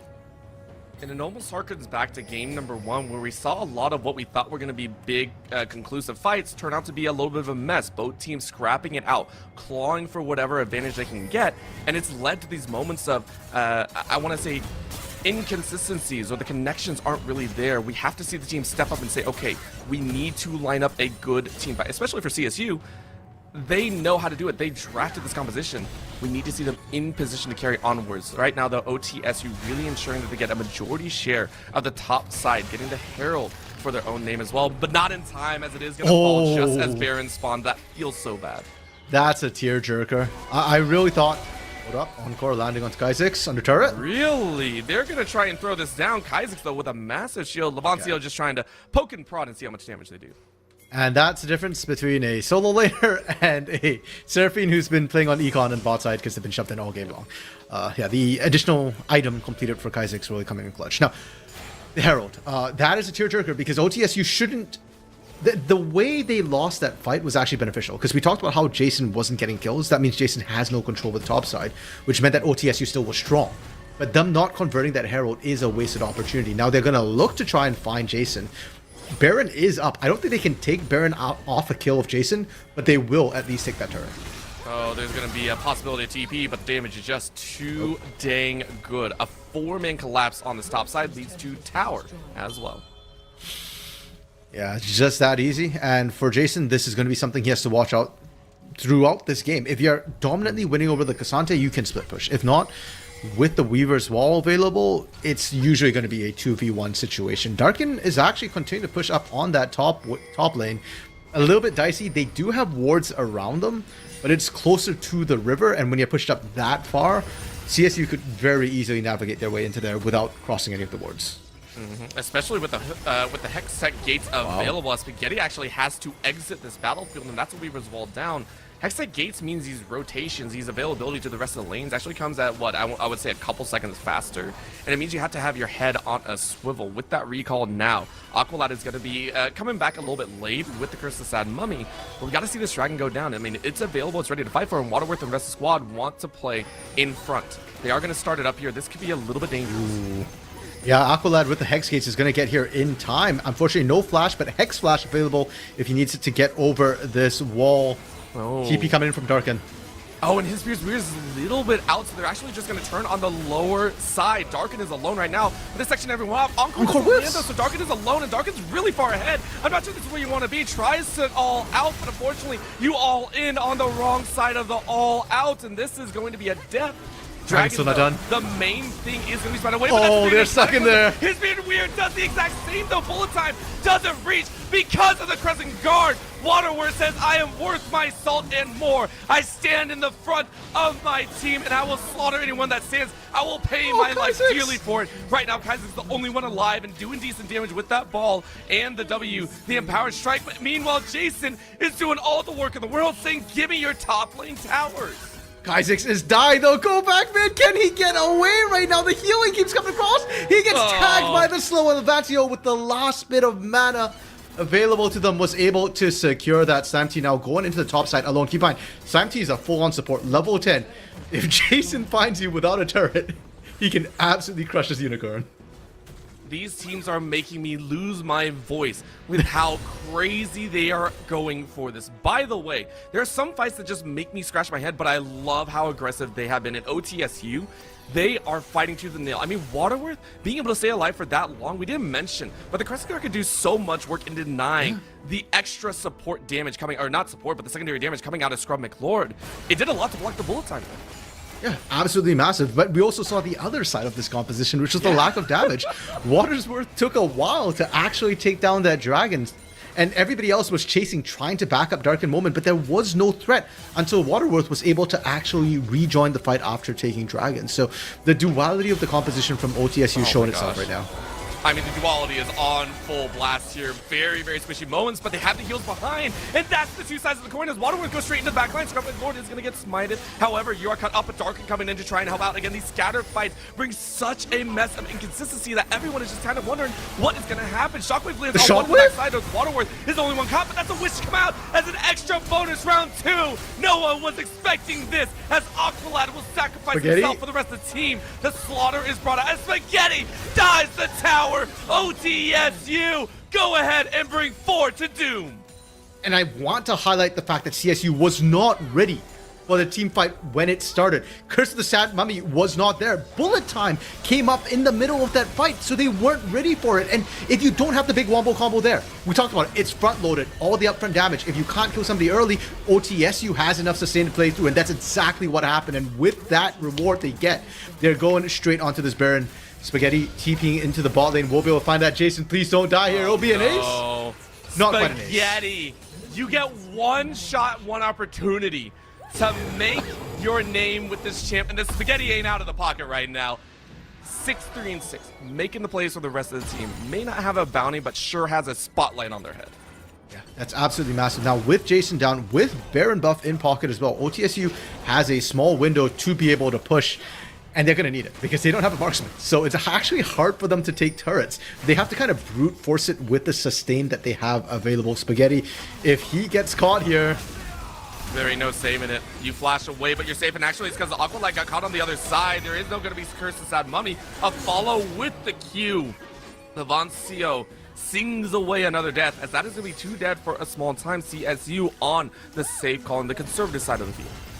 Isaacs, the next one on the chopping block, is pretty much pushed out off the turret at this point. Waterwolf could happily dive this, and that's the grind. We're kind of talking about the sustainability that they have for OTSU. As long as you don't get caught out, you're going to be able to just keep sustaining your way through. 10 seconds on Aqualad. Jason has TP if they want to go for a Mondo flank, but they have no wards to actually TP to. It's a through the front door. 4-1 currently set up. OTSU playing this one by the book, and now going to try and catch Kaiser. Kaiser has no flash. You don't have any safety. You don't have that Zanya's Waterworth able to extend the encore, and now you bring it in even closer. Chris said Money slows down the rest of the fight because there's a 1v1 on the other side. Jason trying to duke it out against like a Darkin, but the scissors aren't going to land as quickly as you would like. Dash for a dash all the way out. A slap to the backside as Waterworth gets into the mix. You are able to trade their life and take a second to hit her, but Kaiser is still alive. Shockwave 3! Bullet time across all! They will not fall as quickly, but it will force them to retreat. But the base of CSU is annihilated as only one inhibitor stands. Waterworth says, I will pay my life gladly if I can take Scrub McLord down as well. OTSU have one of the cleanest pushes into the base that we have seen all series. Absolute bloodbath. 2 inhibitors down, 1 Nexus turret down, and only 1 remaining as well. CSU fighting in desperation for their lives this game, and they're able to find an equal trade, 3 for 3 at the end of it. Now, overall, huge for OTSU, because not only do they get this much access to the base, not only do they take these many structures down, it also gives them now a 6k gold lead when all is said and done, and they need it, because Jason just tipped right over a certain line during that fight. Jason can now 1v1 Darkin moment, and that's critical. Now they actually have a proper split push threat, and they have a proper team fight threat as well. If Jason can actually join the fight, get into that backline, if he can kill Xante, he can absolutely deal with the Seraphine Soraka. I mean, I love the fact that we are seeing that Blighting Duel turn into that Void Staff very quickly on, and it always feels bad. It's a 1-5-3 Gwen. You're like, really? You're allowed to do it? Well, yes, you've been power farming 224 CS and then some in the back end. Spaghetti, though, maybe you can stay away from this likes, and Jason knows it as well. As long as the Gwen doesn't stick to you, you're going to be okay. Yeah, and theoretically, I would still favor the Gwen in this 1v1 situation if it wasn't Spaghetti. Spaghetti has been doing so incredibly well that they've actually been just outplaying for the most part when it has come down to that 1v1. The only champion who I would not take Jason's side on in a 1v1 would be Waterworth right now. That Xin Zhao is an absolute menace. 12, 4, and 10. While both junglers went off to a sprinting start at the beginning of the game, Waterworth kept snowballing. His Beard's Weird pretty much started capping out at 6, 6, and 6. Yep, it's, you know, devil's in the details, right? Right now, Waterworth setting up on the side, clearing out all of these vision wards, and just trying to stay away. As that's going to be Shockwave on the top side. Spaghetti was actually caught out a little bit, but his Weird actually traversed across the zone. Spaghetti's actually getting a lot of shielding, and all of a sudden, his Weird is gone. You were shaved off in that fight, and Waterworth is happy about this one. You got the jungler. Yeah, not enough sustained damage coming through, unfortunately, from his Spirit and Kaizix. The upfront burst negated by the Wish coming through from Slimetea. And now that's a 30-plus second death timer on his Weird. More time for OTSU to push in. They don't have Baron, but they won't need it. Voidlings more than impactful here to kind of force this wave before Kaizix realizing with no Shockwave, you don't have any ability to follow up on Aqualad, who really wants to stave this off. They're going to push this in. And remember, as you said, it does have to be forced, so the force is coming through. Very nice silence, though, to deny any further. Spaghetti shoving them off. As this is going to be a duel, though, on the bot side, Darkin slowly losing ground, like you mentioned earlier, RMC. Jason, so happy in this matchup. Just buying time. Target moment going in. Are we going to see the needle work for now?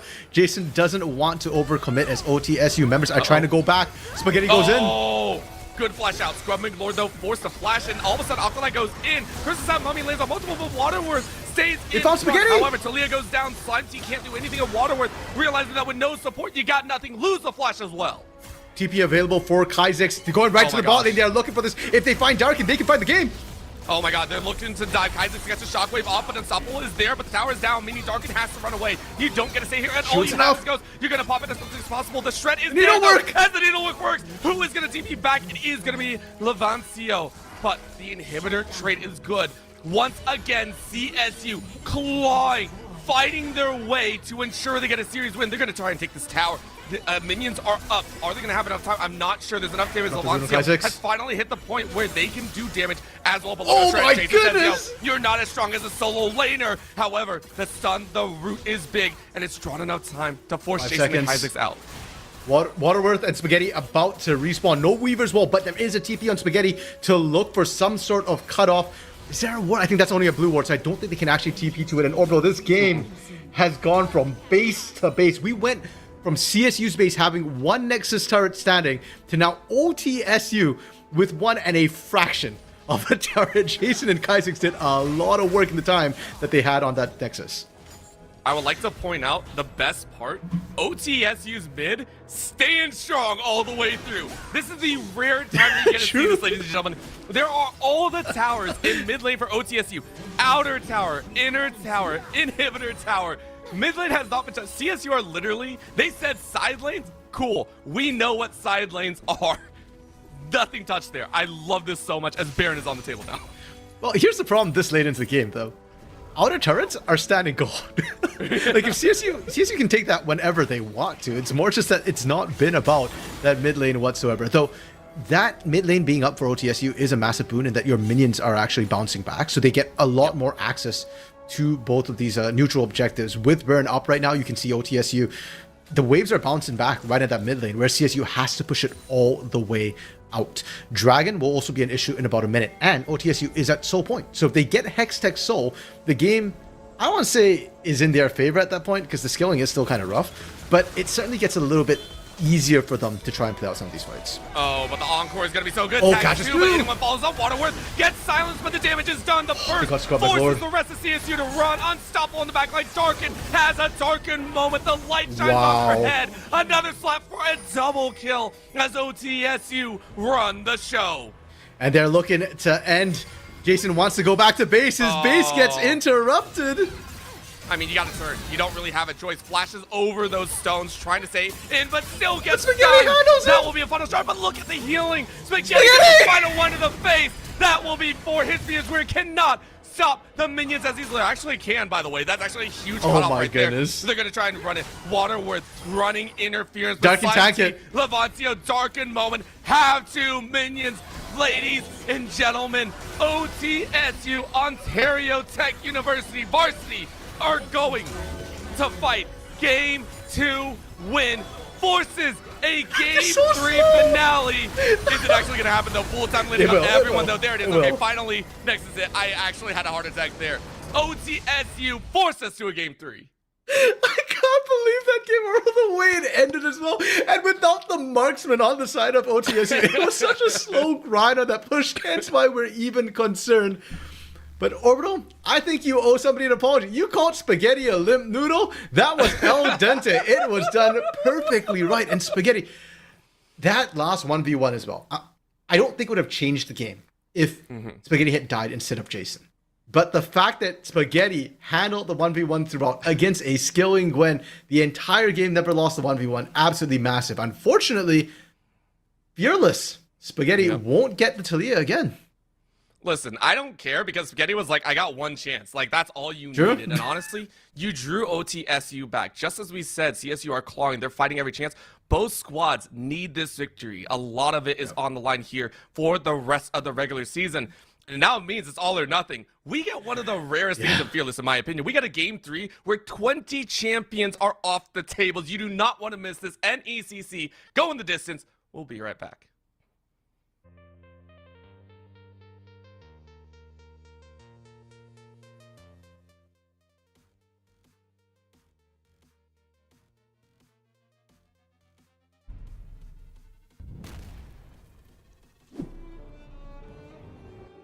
What am I supposed to say? It doesn't matter. He's dead. He ain't listening to you anyway. I'm hungry. No. Put it away. I can't watch it. Oh, crap. Just reach in. You gotta pull it. Just grab it. Just take it out of his hand. You just can't. What do you mean you can't? He won't let go. What do you mean he won't let go? He's dead. Help me. Get in there. No, just hold on. Make him let go of it.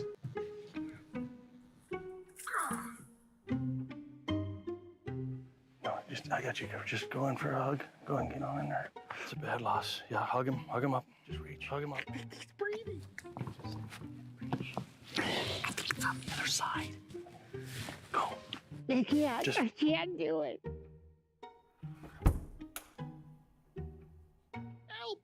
Help me, Lord. Help me get over this loss. I can't breathe. Yeah, I can't breathe. I'm so upset. I can't breathe. Stop. You knock on wood so they go to heaven. It's like a lucky. Hey, get the stick. Yeah.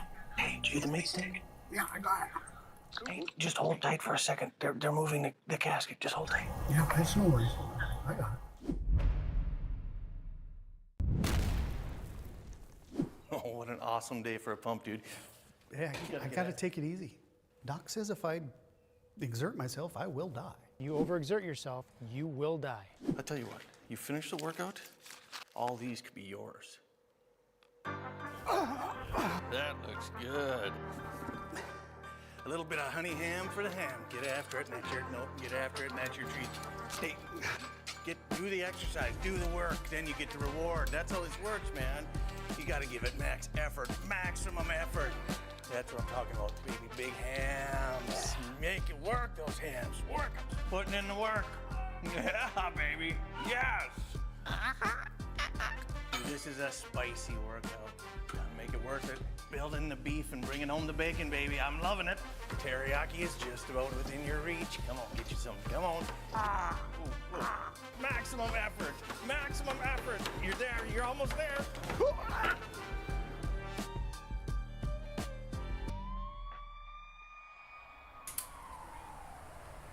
That's probably worth it.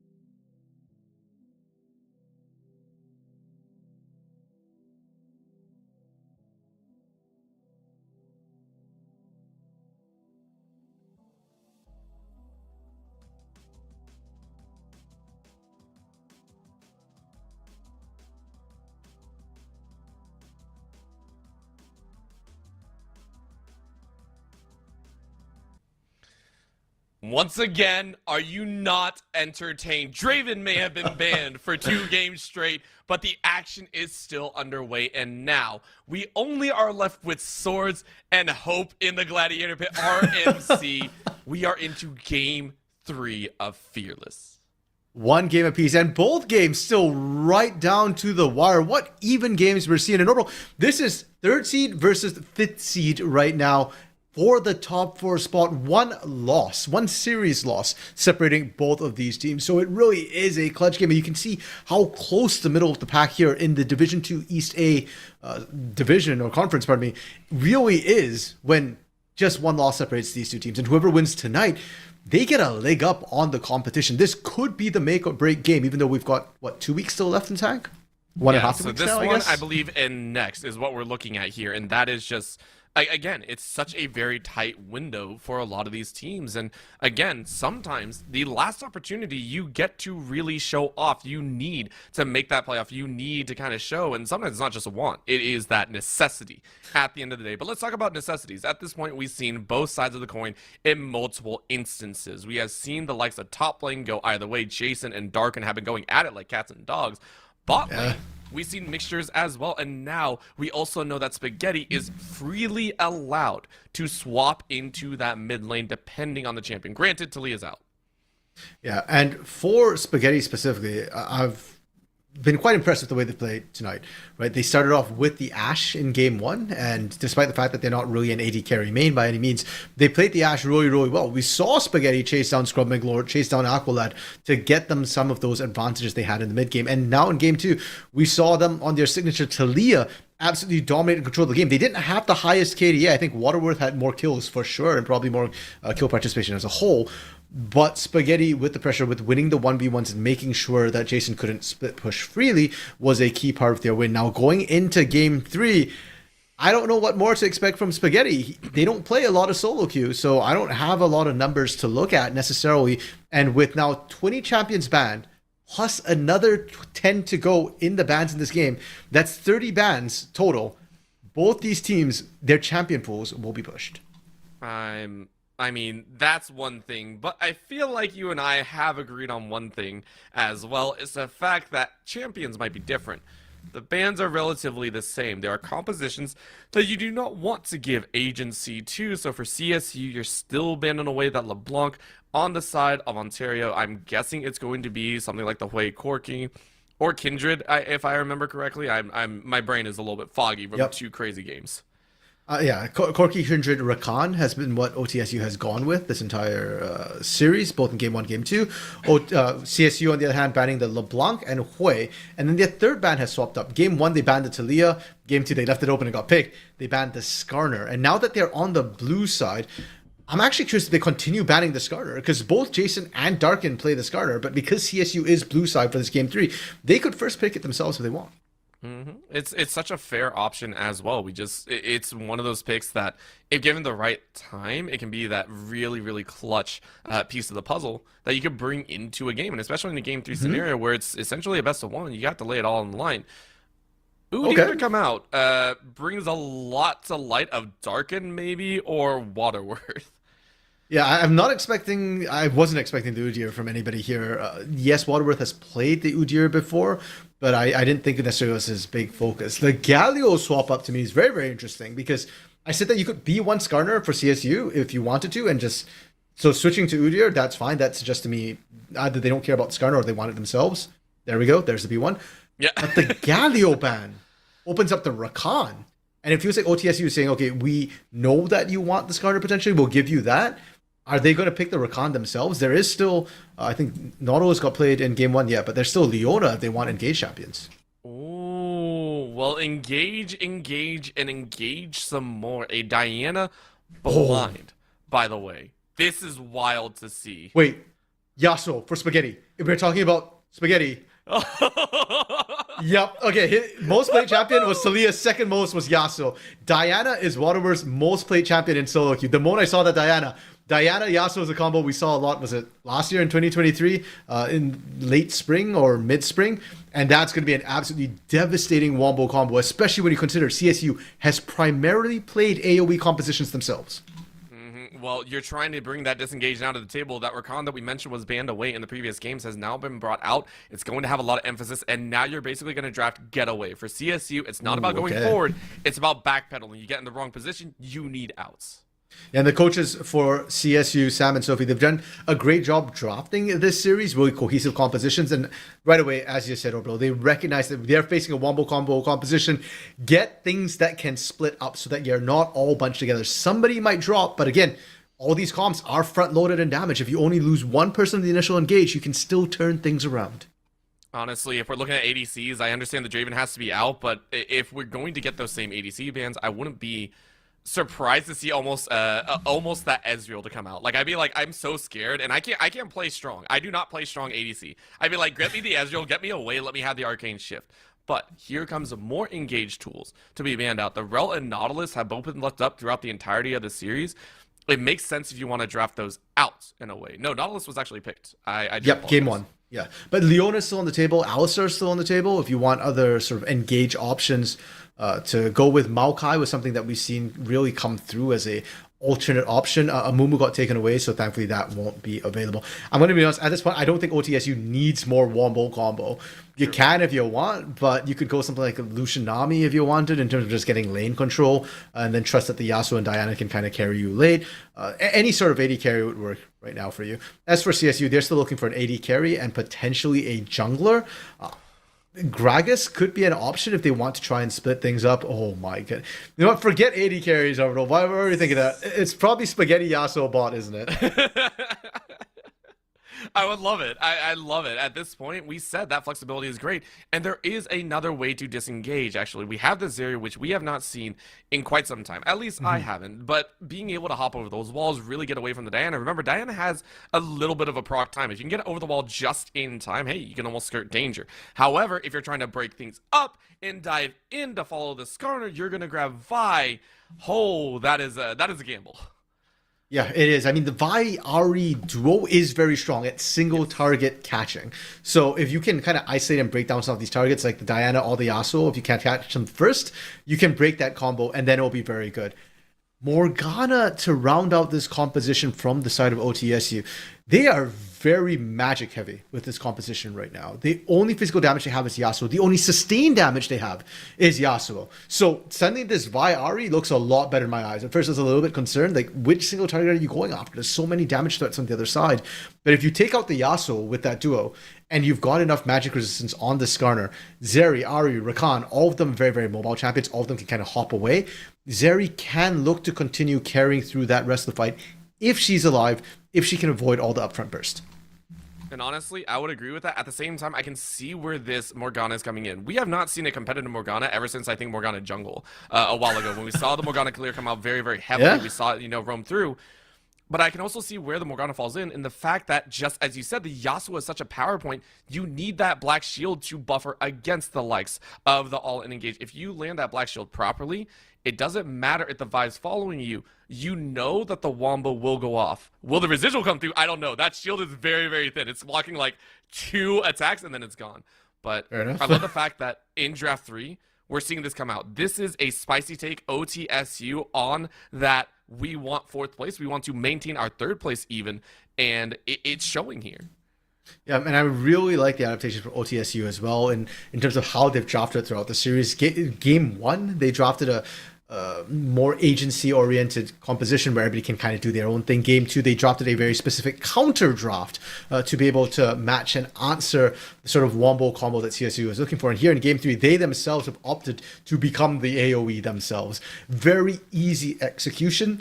If any sort of initiation lands, everybody can very easily follow up. Now, I do want to quickly talk about the Morgana as well, or the side of Slime Tea. Not only is it really good for the Yasuo later on in team fights to be able to make sure that you can get the ultimate off, but even in lane, it's actually going to be pretty good. There's not a lot of magic damage, but if there's no magic damage, there's nothing to pop the shield either, which means that it's going to be able to block all the CC that Aqualad wants to put out. That is just another piece of that, chunk of what will happen in the bot side. Is now we get to see that triple teleport again. Waterworth rocking the skins here, but Kaizik's channeling Faker as much as possible. The best in the world don't need skins to feel powerful in Spaghetti. went the opposite direction here, saying, "Give me that skin." By the way, that is a glorious skin right there. I love it. What skin is that? It looks like a demon king. I came think to it mind is. when you It's, talked about it's Faker. a new release, right? It's the newest release one. I have no clue. I don't watch skins. I don't look at skins that much. So, but How do yeah, you that's know what really champions are if you don't look at skins? You just feel them, you know, when they get drafted. You feel Also, them when I look they're at the like portraits, killing the you character in lane, portraits. is all I'm hearing. Yeah, no, but one thing to note as well, Spaghetti back into the mid lane again. It is going to be Levancio into the bot side with the AP bot lane once again. Hey, it worked last game. The Seraphine Soraka was toxic. Brand Morgana can also be very annoying. If the Dark Binding lands, the amount of burst damage you can put down is absolutely massive, but they are much more vulnerable to ganks than the double support we saw last game. It feels a lot more one-directional as well. It's a Morgana binding. It's only going to come out of one champion, and there's no really different recourse, right? Like, just like that, all of a sudden you see Scrubnik, Lorne, and Aqualad step up. Once that Dark Binding's gone, it's an automatic freebie of we can aggress if we have that damage source. So we'll keep eyes on how it goes. Again, Scrubnik, Lord, and Aqualad have played a very strong game so far, and for CSU, they want this win just as much as anyone else. Junglers, though, starting on the top side of the map. Yep, Mirrored starts for both junglers, and Vi a little bit easier to get her ganks in because she has that CC pre-level 6. Diana has a lot of burst damage, but she does rely on her lanes to set her up. Now, there is a lot of setup in all of her lanes, so for Waterworth, as long as the team can kind of land any sort of CC, maybe you can follow up. If not, at level 6, watch for the mid lane gank, because that is what you drop the Diana for, right? The Diana Yasuo combo, that is the big sort of eye-catching play that OTSU are looking for. Yeah, well, you know what's not eye-catching? Skarner versus Ornn. By far the, like, slowest, like, most wet noodle battle ever, and yet Jason loves this, is relishing in the fact that you were able to pick up Skarner on this side. I don't know if he's but we'll see if he relishes it or not. It's a wet noodle fight, man. And considering that Jason played the Gwen last game, to go from Gwen, like a massive carry, to this is going to feel very different. Now, Skarner has a much better laning phase than Gwen, at least, so Jason won't have to wait 30 minutes to actually get into the game.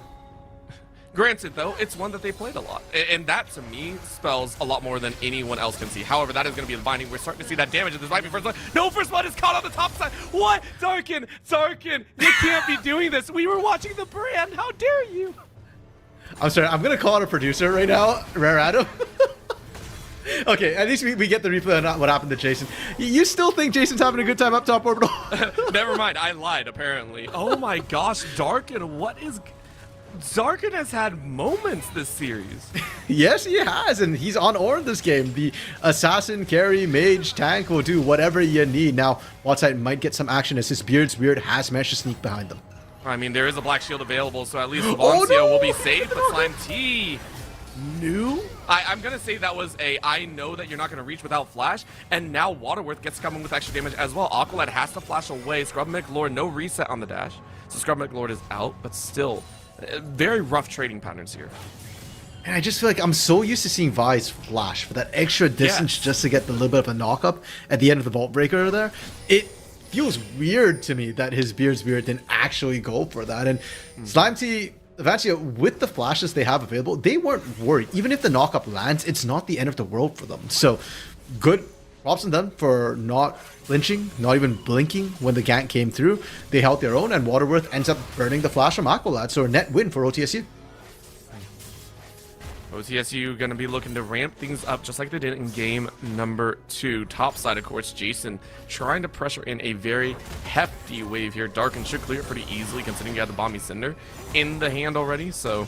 I mean, that's the freedom of Ornn. If you get first blood, it's an immediate power spike to your lane.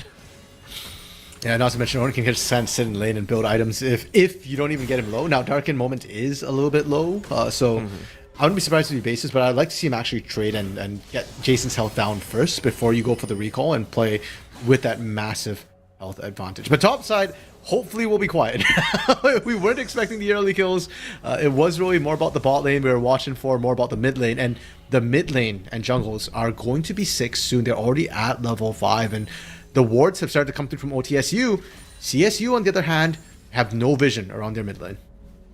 And I think that's also in time, because Kha'Zix has Kaizix has constantly been aggressive on. Like, Spaghetti has been pushing this this Yasuo forward very neatly, which is a part of the kit. You have that tornado and all, but it's been heavily pressed, so really, you don't... I don't want to say you shouldn't ward, but it's like, am I really going to get ganked? It's like, okay, we're not too worried. Yes, you are. Level 6. That's also fair. That's also so... Maybe this is why I die so much. I have like the the minion tag attached to me. I am a minion at the end of the day in mid. Welcome, brother, to my world. Kaizix, though, the fact that he's losing the 1v1 this early is not a good sign. Generally, Yasuo's don't win out early. It's kind of similar to the Yone setup, where you need one, like, boots plus one item. Wow. Okay, props to our producer for catching that. I still wasn't expecting. Yeah, I wasn't expecting them to kind of duel that hard. But they are going all the way in. Like, normally with 2 tanks at topside, you back off before you die, because there's not a lot of damage compared to the amount of health and resistances you have. But both Darkin and Jason are willing to go down to the wire and beyond the wire, as we saw in that dive. I wonder if they're actively like, look, no one cares about top lane anyway. Let's make them look at top lane. Waterworth, though, realizing they're in a really rough spot and only at level 5. Slime T is around, though, to help out. They were able to claim 1 grub for themselves. Are they going to get another? No, I lied, actually. I think that was a snipe out. His Beard's weird. I was able to pick up 1. Yep, his Beards just walked through, managed to get the drive-by, pick that one up, and that will kind of slow things down. Could be critical, because now there is a chance for CSU to deny the second set of Void Grubs and get Voidlings for themselves. Levancy Ho also kind of left alone in that bot lane because of the roam up from Slime T. But this is the advantage of having a mage in the bot lane. When you've got something like a Brand, like a Ziggs, they can just sit and wave clear for days. They are not as worried as in Marksman about getting dove, because they can just very quickly clear the wave in 1 or 2 rotations.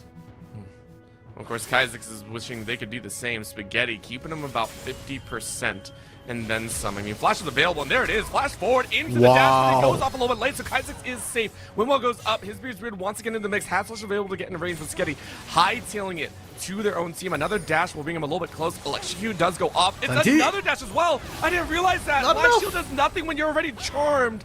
Kaizix picks up the solo kill. Waterworth coming in for a little bit extra, but I don't think you like this, as that's a flash out as well. But the Unbreakable, this is going to be that season assist, bring them close. His Beard's weird, though. Under tower, Slime T picks up the kill. Waterworth is still alive. Disaster and a mess in the mid lane, as everyone tried to cook, but it was a disaster all around. Levancio about to draw another, as Scrub Lord makes it look like a cakewalk in the bot side.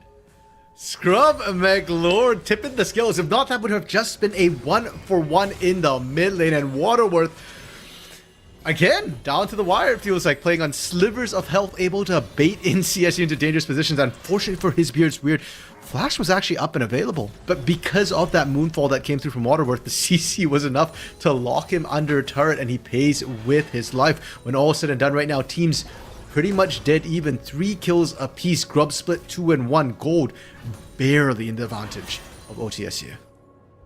And honestly, it's just, again, a lot of these fights are just breaking out in ways that we do not expect. And I think that's only going to continue. This is game 3. This is of the series, and you need that scrappiness. And I respect it, saying we don't have a choice. We need to look at every advantage we can, even if it's not that solid 80 to 20% chance. We need to go for that 60-40, that 50-50. The problem is very few things in this game right now are 50-50. The closest thing is probably in the top lane. In the mid lane, CS is kind of even. Kaizix actually getting the kill puts him up. Oh, actually, not ahead. I thought Kaizix was going to be up a little bit of gold with that kill, with how close things are. But Spaghetti's pressure is unreal. And Spaghetti was pressuring without items. Ah, there we go. The plates, as our producer's pointing out there, swinging things in favor of Spaghetti. But Spaghetti's getting pressure down even before they had items. Now they've got a Berserker's Greaves. Yasuo actually kind of hurts in these trades. Again, once he picks up first item, this Yasuo will be fully online. And you contrast that to where CSU is strong. The bot lane. Zeri, great late game carry, but needs a couple items. And for Brand, as soon as you get the ult off, your job is kind of done. So even if Levancio is a bit down, it's not that big a deal. At this point, it's just Jason. I know the Skarner was a pick, but we are starting to see the same issue. Darken really putting themselves on that pedestal, saying we are ahead. And we have to see how that plays out, see how that pressure works, because you're still an Ornn at the end of the day. You're getting solo kills, yes. Let's see that gold used to a proper advantage. Yeah, and the experience is going to be kind of massive too. The fact that Masterworks are going to be coming in a little bit sooner for the side of OTSU. For Jason, no Heartsteel completed either at this point. So really, Jason's deaths this early on, it is going to hurt him. It is going to send him further and further behind. And I'm a little bit concerned about the lack of a tank for CSU. We talked about how OTSU, they've got a lot of front-loaded damage. They got a lot of burst. And at the rate they're going, the Skarner and the Vi are probably the least mobile members of this team defensively. If both of them get caught by an initiate, by an engage, it's going to be so hard for Kai6 and Scrumpeg Lord to play out the rest of the fights, even if the burst is gone. Oh, well, what a good call Beautiful here. Budes Weird said, yo, I know Spaghetti's going to walk in, and you are just dead. Waterworth, though, I don't think it's going to get any retribution. Damage is around, though, but the punch is just too good. Oh! You are able to pick up one, though. Are you going to pay for your sins? Yes, you will. Kaizix makes it a 2-for-1. I think his Budes Weird is going to be happy about that. Worth, 100% worth, especially if you can keep Spaghetti suppressed. Jason. The fact that we actually have to watch this now is like, it's an actual reality we're living through. And I love how our producer's getting so tense about this too right now. Jason's dead? No. He's got flash, he's got flash. It doesn't matter. It doesn't matter. This He's is got a flash? flash situation? Okay. No, you got flash. Oh my god. Okay, we're getting real PTSD here. Producer and play-by-play traumatic stress disorder. No, notice how the color is perfectly fine. I told you, Jason was fine. What you don't see is RMC sweating his back off right now. Get out of here. That is wild. That Darkin is getting this effective lead. Again, this is supposed to be the wet noodle fight. At this point, it was cement that was wet. Well, the cement has dried and it's clubbing Jason over his head right now. A little bit rough. At least the Heartsteel has finally been completed for Jason. So if we continue seeing all these heavy trades, it does play more in the favor of Skarner as long as he doesn't die. Darken Moment, though, with the Thormill is going to be really hard for Jason to try and trade into. You've got to be doing short trades instead of extended trades. Bruh. Jason just came back to lane and lost 10%. Are you... I hate this. Darken so can win much, this. He's got ult. I know. I hate... Don't mention that. Because it's gonna happen again. Darken's like, please do this. He just came back to lane. He has nothing. We really should be looking at the dragon, but the top lane was where we were at. Right now, Spaghetti is taking quite low, as that's going to be the burn. However, the death is around, as that's going to be a Vi for Yasuo. Trey Kaizek still wants to keep going forward. Has 3 dashes, by the way, but doesn't really have the charm. So everyone backs away after losing 1-for-1. I think Kaizek had the right idea. OTSU burned all their ultimates except for Spaghetti's, and Spaghetti's almost hit Jason on the wrong side of town. Oh my god! What did CSU say, RMC? Something about live or die in the top side? Yeah, Shoes used to say, Jason, kill or be killed, and right now it's be killed 1 and 4. Waterworth actually back at the dragon and picking this one up. Again, keep in mind, OTSU were the ones who kind of got pushed out the first time. Oh boy, and Kaizek this time with no escape has to flash over the wall. Spaghetti getting angry at the fact that they are 0-3-3. Not exactly the Yasuo power spec that we've seen just yet. However, Chemtech Dragon is going to bloom and give them, you know, maybe something else to play for. Honestly, Chemtech is kind of Well, you take what you can get, and it's going to be really nice for Diana and Ornn, especially with the way Ornn's getting so incredibly tanky. Overall, I feel really bad for Kaizek, though, on that particular play. He had to burn Flash, and it wasn't even his fault. His call was actually to go chase. And we're talking about the fact that OTSU, they blew all their big ultimates on that fight. They actually would lose to the Ahri, to the Vi, to the Zeri, kind of chasing them down after that fight. But CSU decided to back off, and because of that, not only does Kaizek have to burn Flash, they lose Dragon to boot as well.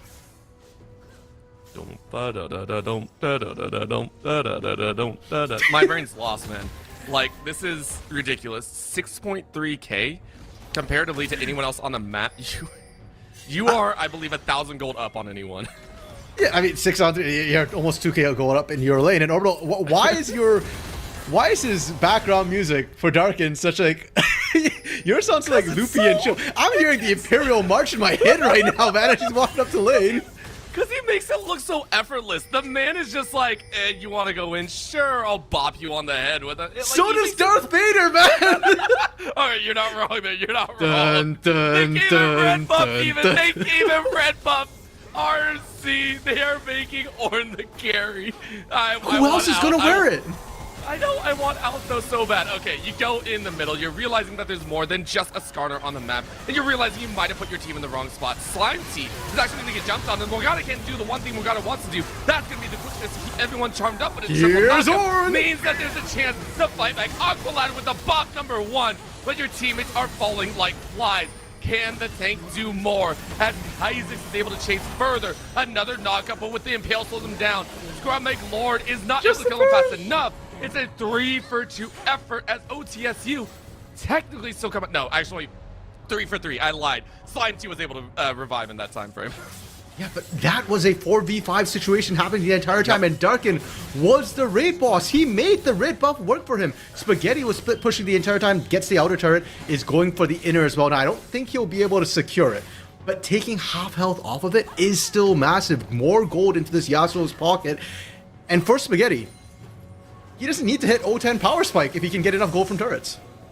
Honestly, that's what we saw, and I think games 1 and 2 as well. Spaghetti waiting off in the wings. This is so dangerous. Spaghetti's chilling. Like, this is such a wild. Oh, do it. You know you want to so bad. His beard's weird. Like, oh my god. He has self-control, Orbital. I fully expected his beard's weird to turn around when the Krugs went into the bush. True. Unfortunately, they weren't quite able to find the Yasuo there. And if they did find the Yasuo, I'm honestly not even sure if that would have been great for them. Waterworth was in the area at the time, and both the ults were up and available. As long as CSU is not careful, they could get bursted down. Unfortunately for his beard's weird, he's not that tanky with just the Eclipse right now as his only completed item. Yep, it is the do or die factor. Not only that, I want to point out Waterworth's discrepancy in CS. Heavy farming by this Diana, knowing that you had to add that oomph behind that Moonfall. You need that oomph. Almost 1,000 gold up here, which is why we're seeing this 2k discrepancy over the entire course of the squad. OTSU are building up towards that first major mid-game fight. It's insane that we've got 19 kills and we actually haven't seen a full 5v5. The closest we got was in that mid lane where the critical sort of protagonist for OTSU wasn't even present in the existence of Spaghetti. Now, Spaghetti with the Blade of the Ruin King completed will actually hurt in a lot of these team fights. That's where my eyes are right now. Where is Spaghetti? I don't want to see Spaghetti split pushing. I'm not saying it's a bad idea. It is actually a good idea for the Yasuo to split push. But what I want to see is Spaghetti in a team fight. So, my eyes are on Spaghetti and where the rest of the team is in relation to him. Honestly, I think when we say the team, we really just mean Waterworth. I mean, this is why you drafted this. You said it all the way at the beginning of draft. This is why you drafted. You had the Diana, you had the Yasuo. You're supposed to make that big impact. You're supposed to blow everyone up. And your best option to do that, 30-second Soul Dragon. You can see the wards go down, pretty much blind for the side of CSU, except directly in the pit, which still makes it very, very dangerous. You can see the push out, trying to bait out maybe 1 or 2 members, waiting for the likes of the Skarner to stand in front. Jason have to water in, and Kaizik's playing the bait right now. This is so dastardly, this is so dangerous, this is so problematic. Aqualad shouldn't step up either, but you are going to go for the quickness. You're going to be able to charm out too. However, the first on the Perfect fucking engage brings Levancio to death. Ingo on the combo, you're able to break out. Spaghetti doesn't really get into it. Blaster latch out, and Spaghetti misses the last Q. It is going to be CSU to run this gauntlet. The raid bus can do nothing when the raid bus has no damage. Scrub Lord healing on the wall, has the barrier as well. His beard's weird, running in front, but that's the flash to be able to turn it around right now. Those 7 kills are doing wonders, but in goes the chopping ball as Kaizik nails the final hit with 4 dead on OTSU. The flash was a certified Darkin moment to secure Scrum McLord, but the fight was a CSU fight in the vein of what we saw in Game 1. We said for the comp they have is good. There's a lot of mobility. It's really hard to execute, and they managed to do just that. They find Waterworth the boot as well, who's just looking for a Dragon Steel. No, finds a kill instead. Hey, I mean, if you're OTSU, you take it. Yeah, well, that's a full damage, Diana. Like, you know you can trade out. Really, it's just baiting time for Spaghetti to get back in and the rest of the squad, because Dragon's not done. And look at the binding. This is going to be the Zonians to try and keep him alive, but the top side fight. Spaghetti is trying to run down Aqualad. There's no ADC around. Scrub Lord also chasing into the fight. This is going to be a catch on Jason, and Jason is going to get shredded. That 1 and 6 is now 1 and 7. And Dragon will finally go down to final 4. Is going to be burned away by Levancio. The brand finally gets the objective, and OTSU are on Soul Point. Sub 40 health in a auto fight. Oh, Slime T. Okay, Slime T. You know what? They're enjoying their win. They're just going golden to show their happiness there. Hopefully they have enough for Azonia soon. I doubt it because they're sitting on Faded Ashes. That might come back to bite Slime T. However, moving on from that, the fact that OTSU lost the fight, came right back in, kept going, kept scrapping, and get the Dragon Soul Point is massive. OTSU is not giving this up. And I love their can-do attitude. Their setup to that fight was great too. I love how they were all in fog of war. And only when the bot side went onto the Dragon did Darken show on the top lane as well. You can tell this team is very, very coordinated. The only flaw in that entire play was the actual team fight itself. The fact that they couldn't quite find everybody, and that's not on them. That was CSU outplaying. In the next fight, CSU have to think not just about the team fight now, but what happens after the team fight. If not, we might see a repeat of what happened at the Dragon Den. And that terrifies me. It was hard enough to keep track of what happened right there. I don't want to try that again. Give me vision. Give me all the vision. Let me see everyone on the map, please. I would very much appreciate that. Mid lane, though, the Morgana bindings are being sent left and right. I honestly have only seen about 3 or 4 land so far. But this is why we are seeing that build up here. This is a very questionable moment as Baron is actually being kind of looked at here. The ward being fought over means that bot side Spaghetti gets to try and push this tower that they worked on earlier on in this game. Is allowed to pick it up. Kaizix saying, okay, you got the tower, now can you please kindly leave? Spaghetti's like, nah, I don't really want to. I'm gonna try and keep you at end while I get this cannon minion. No, you couldn't push me away under your turret. Why would I care when I've already taken your turret? No TP though for Spaghetti does mean they have to be careful. Wow. What a binding though, but the turnaround is even better. Remember, no Yasuo means no real damage, and it's raid boss moment again. CSU are picking this composition apart, and they're going to try and do it once again, this time on the tank. However, they died straight to the back line because Kaizix has the assassination. This is a clinic as Spaghetti comes in, but this time you're not al dente. You are overcooked, my friend. You are down to the Foxfire. Darken will be melted, and it's a clean ace for the Vikings. I'm so stunned how long it took them to kill Darken movement from the start of that. But you're right, at the end of the day, they do manage to take him down, and they don't lose anybody for it. And that play from OTSU kind of confused me a little bit. We were just talking about the fact Spaghetti has no TP. OTSU are not looking to make a play happen. They needed to get the Yasuo back to the rest of the team. If anything, it should have been Darken looking to split push with his TP almost coming back up, or Levantio who had TP. Instead, you got caught 5v4. CSU do not hesitate on the trigger pulls when they are as 5. They reap an ace, they get Baron to boot, and this might be what they need. The game has been on a knife's edge so far. Even with Baron, it's literally just the 1,500 gold from Baron that's putting CSU in the lead. Honestly, though, it's also the first clean fight I think we've had, nay, all game, all series. A clean walk in. Granted, it's his views we got binded. We don't worry about that. A 5-0. When was the last time we seen a 5-0 team fight win on either side this time around? CSU are starting to come into themselves here at the right time. We need to see it happen again, though. And it rides on Kaizix. Kaizix is 9-0-6, by the way. Really trying to cosplay Faker right now. Massive gold advantage just behind Scrub McLeod, who has fought their way up to an 11.3k value here. Almost 5k over the lane opponent.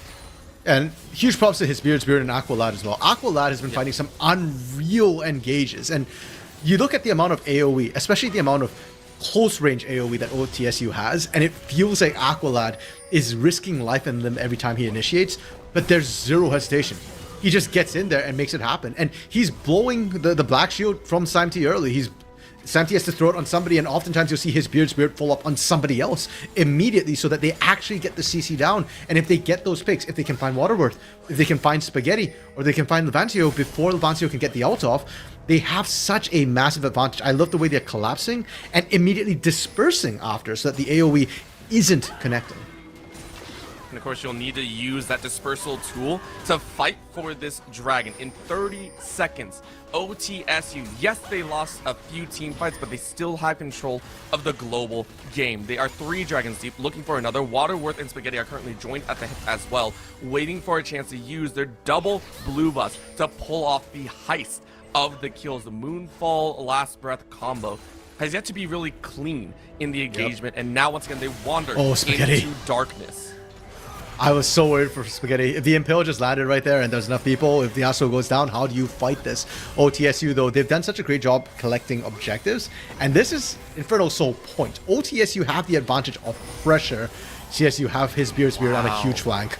Yeah, this is going to be good. They're looking at Spaghetti right now. Good call down of the boards, and it's going to be missed, actually. They're going to try and turn around. Look at the sideways play. Gets his Spirit weird. Kills Levantio, and that's going to be his Spirit weird. Slaughtering them where they stand. CSU. Second time in a row, a pure 5-for-0 ace.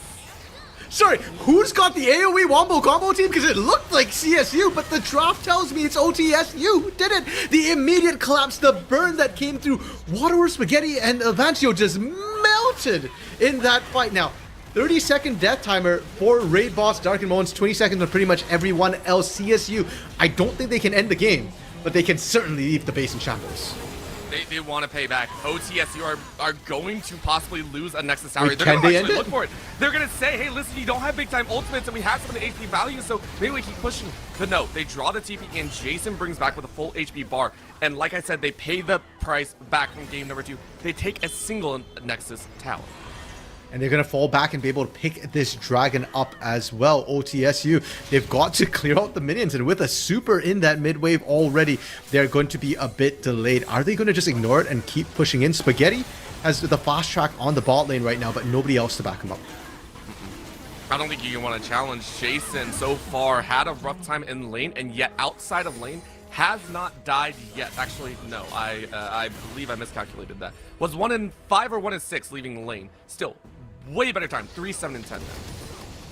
Yeah, and that Heartsteel, again, only 248 stacks right now, but it will keep going, improving as the game goes on. Now, we took a quick look at Dark and Moment. He is level 14, so Masterworks are starting to come through right now on themselves and on Waterworth with the Rabbiton's death cap, which makes a lot of sense. As much as we talk about Spaghetti's damage, Spaghetti hasn't been able to really get in there, and at least Waterworth has been able to pop the Moonfall. The damage from the Diana's segment is coming through. Now, with the Seeker's Arm Guard as well, hopefully it's enough for Waterworth to be able to survive the engage and actually be able to maximize some of that damage on that death cap. And that's why I'm really looking at Kha'Zix to say, hey, I want to chase these proper opponents. I want to make sure my catches are solid. Right now, though, you zoned out Dark in the Moment, and you are brought to life. The moment has passed. As the tank is no longer a tank, you're going to try and take one with you. However, this is a Rakan that has denied you multiple times this series. It's just a straight-up kill. I mean, still kind of tacky. It took a while. Yeah. It took a lot of bodies to be committed from the side of CSU. Problem is, in the past when this has happened, Dark and Moment's drawn so much pressure, and OTSU has been able to find a place somewhere else, whether it be a turret, whether it be a push, whether it be a pick. This time, not so much. They're shoved in. Supers are pushing in the mid wave. Spaghetti was trying to push bot, wasn't able to get it out at all. It is going to be bouncing back in, and in this top side, CSU is not giving them any room to breathe. Oh, that feels bad. That binding, by the way, by Slime T, eking out away from the minions looks so good, but because of that, you put your team in a really bad spot. Triple impale! Jason says, gimme those highs. That is a 3-0 fight, 4 total if you count Darkin. Oh, Jason Vlad the Impaler, the way he's landed his Skarner outs right now. He's absolutely just sucking life out of them. Only Spaghetti and Dark and Moment left to try and defend this. No Ornhorn, Call of the Forge God not available. If they want the knock-up, Spaghetti's going to have to make it themselves. A little bit of time, though. You can try and wait it out. The minion wave isn't coming very quickly, so at least Slime T is going to be up. But a 3 against 5 is questionable. His Beer's weird, though. Might make a sacrificial play. Very low on HP value, able to get the shield back. How quickly can you clear this way? Spaghetti, though, watching as this is going to be a Spaghetti-O moment. No, you're safe. You clear the super minion, and you clear the wave out.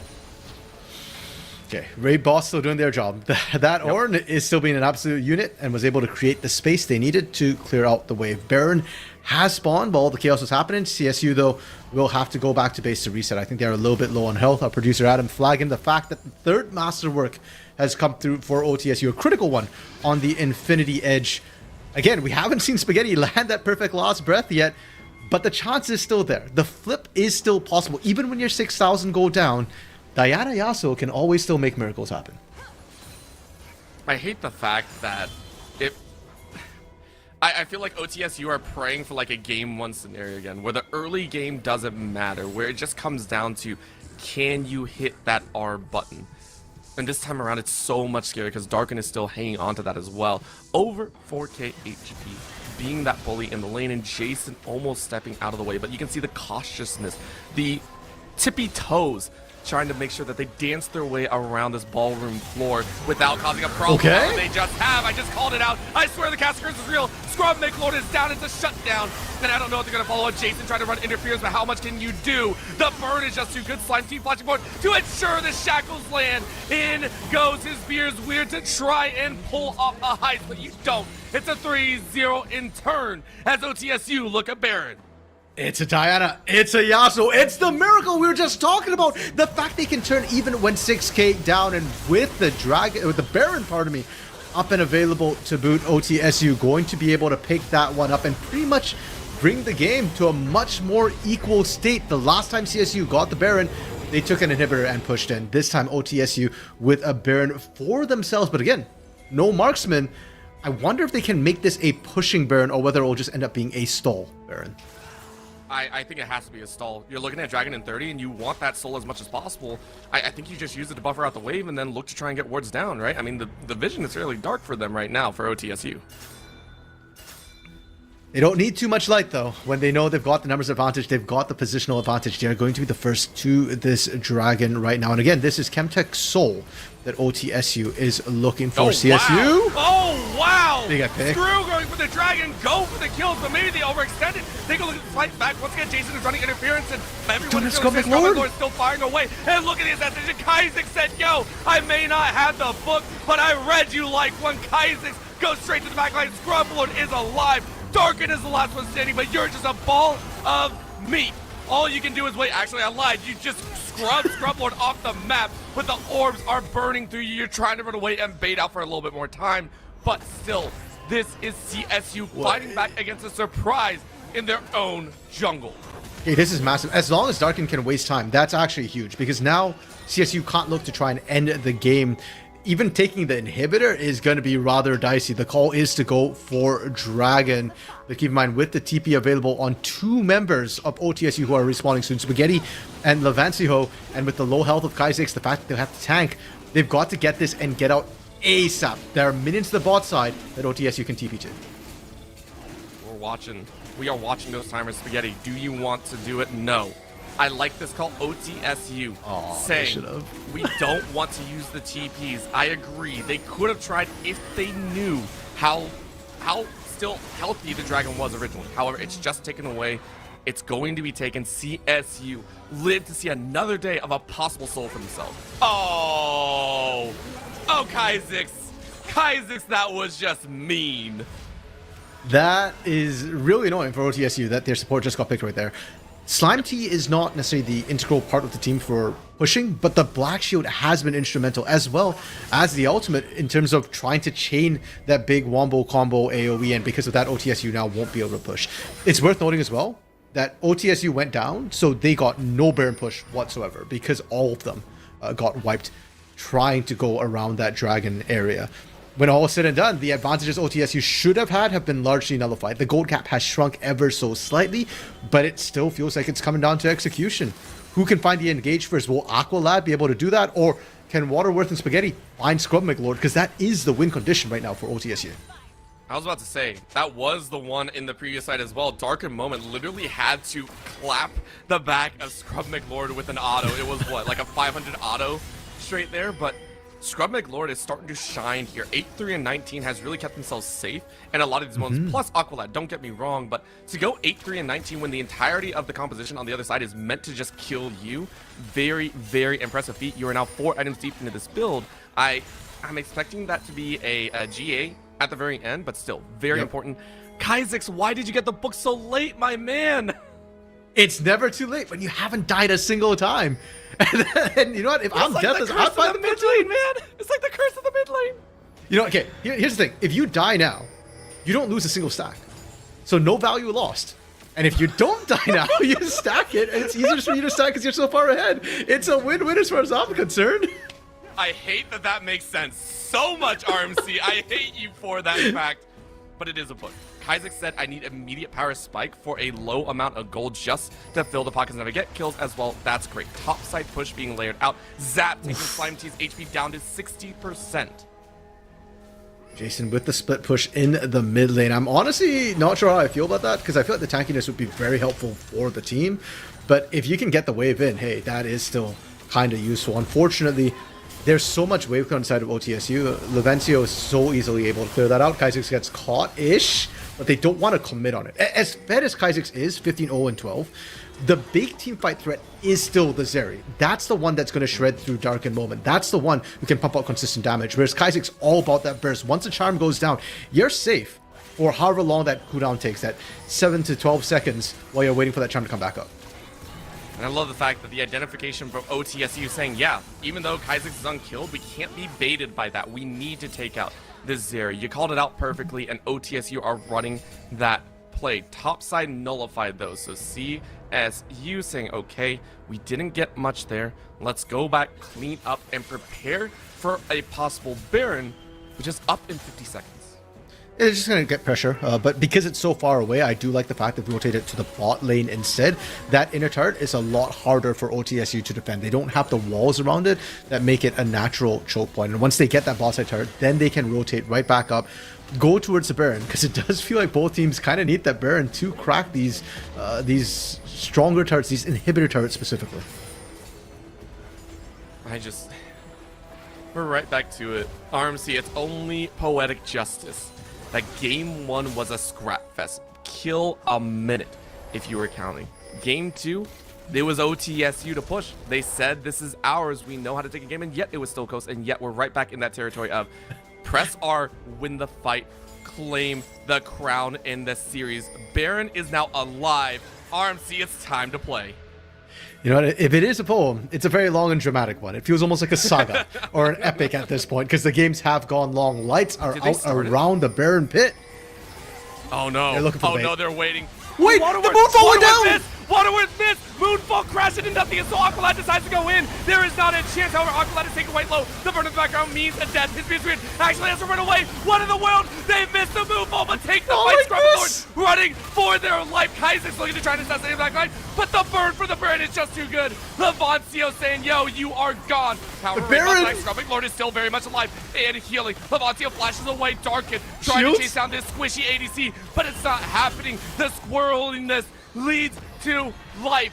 Darken running away, Scrub Lord running away, and that is Waterworth to also stay alive. A cacophony of mistakes leads to assassination as Scrub Lord hunts down the brand. What a fight! And we thought it was over for OTSU when the Moonfall completely whiffed. Waterworth a little bit too quick on the R press, but somehow OTSU were able to still find the damage. Last breath is already back up for Spaghetti. Did he even use it in the fight? He must have used it in the fight, because I don't see how else they could have come that close to being able to win it. Unfortunately, they didn't win it. CSU still able to survive. Scrub McLord didn't even burn GA when all is said and done. It got really low, but not enough to actually proc it, so that extra life will be there for the next fight. Now, CSU couldn't go for Baron, but they'll happily take yet another dragon to boot. We are going the full distance soul point now for both teams. I'm going to be honest, I don't think soul point matters. I think if anything, you clear that for Elder, because it's all about the Elder. It's all about the Baron now. I hate the fact that also what you called out is true. Kha'Zix is sitting on 6 stacks. He is planning to go unkillable right now and get that 25 stacks. Like, he is a god. He actually bought a pot, by the way. If you haven't seen that in ages, it is a blue swirl around a champion. It means you've locked out on gold. Slime T has actually done the same, but Slime T, unfortunately, is sitting on components, so a little bit different story.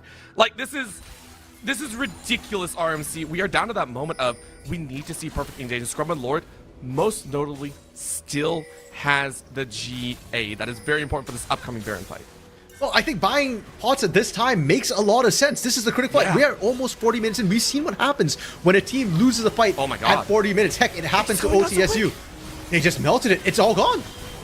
I wasn't expecting it. Almost a steal coming out of Scrum and Glory, but the ensuing fight stuck in the pit, though. Remember, the ultimates are going to be huge as well. Jason's here! Pale multiple. How many are you going to get? You get 3! You get the critical ones! The damage is good over the wall. Scrum and Glory is refiring. Spaghetti goes in the back line, is able to find one, though. How many more are you going to get? Kha'Zix is out. Kha'Zix is alive. And Scrubbing Lord unleashes on the opponent. Waterworth goes into the Zanyas, but Darken misses their moment, and they have to run now. The electricity is just too good. Zap, zap, and zap some more. Triple double. I don't even know at this point. Scrubbing Lord says, I do not care. We won the fight. CSU running straight for the base. What can we say? Water is weak to lightning, and the lightning just ran right through Waterworth, trying to recall back to base, but the carries are pushing in. Kha'Zix and Scrub McLord will make quick work of the inhibitor. Waterworth doesn't even get away. Jason has no mercy and finishes the job off. Now 10 seconds, 15 before Levancio is back up. Your Nexus will not last that long, and CSU Orbital in the critical game to keep their playoff dreams alive are able to make that last second push. They're in there and they are tracking down OTSU to the level. My heart, RMC, took the words right out of my mouth. Thank you. I was out of breath. That entire section of problems and miracles and fantastic moments, everything. This entire series can literally be culminated in like the last 3 minutes of that game. So many moments of just pure exhilaration. I wish both of these squads could make it to playoffs. I really, really do. But unfortunately, they can't, and we're scared now because, again, well maybe. For one, it's a little bit further out, but for CSU, 3-3 is now their record, and they deserve every single piece of it. Yeah, that C in CSU there maybe standing for clutch, because that entire series, man, they were clutching up absolutely massive. And you love it with the story that this team has, right? The fact that they're coming together, that throughout this season so far, it hasn't quite clicked. Heck, their director of esports, PJ Farrell, mentioned to me that they've got great leadership, synergy, and strategies. You put them all together and lock in, they can beat anyone. It's just a matter of execution. And tonight, they did do just that. They locked in when it mattered, and they were able to pop off. And for OTSU, though they might have lost tonight, the fact that they drove CSU this far, that it was a solid 3 hours of nonstop action between these two teams, I wouldn't be surprised if OTSU managed to snag that away. They will be facing Marianne William next week, which is the other team who's in that playoff contention. So, Orbital, you wish they could both make it to playoffs. It's possible. 100% possible, but listen, sometimes the victors write the books, and Kaizix, I believe, went unkillable even towards the very end. I mean, I am impressed, and I'm excited to see what more the NECC has to offer, not just in League of Legends, but even further on, because we have more action across the board Wednesday, Thursday, Friday. I lost my voice. I'm sure others will as well. On Wednesday, we have Counter-Strike 2, bringing it up at 8 p.m. ET. On Thursday is Halloween Rocket League. It is going to be at 8 p.m. as well. Make sure to wear your costumes as well. Show up in the chat there. And then on Friday is Overwatch 2. Ladies and gentlemen, we are rounding out towards the back end of the season. There are only 2 weeks of the regular season left, and you don't want to miss all the action from myself and RMC on the desk and Rare Adam on production. We wish you all a fantastic night, and we'll see you all later.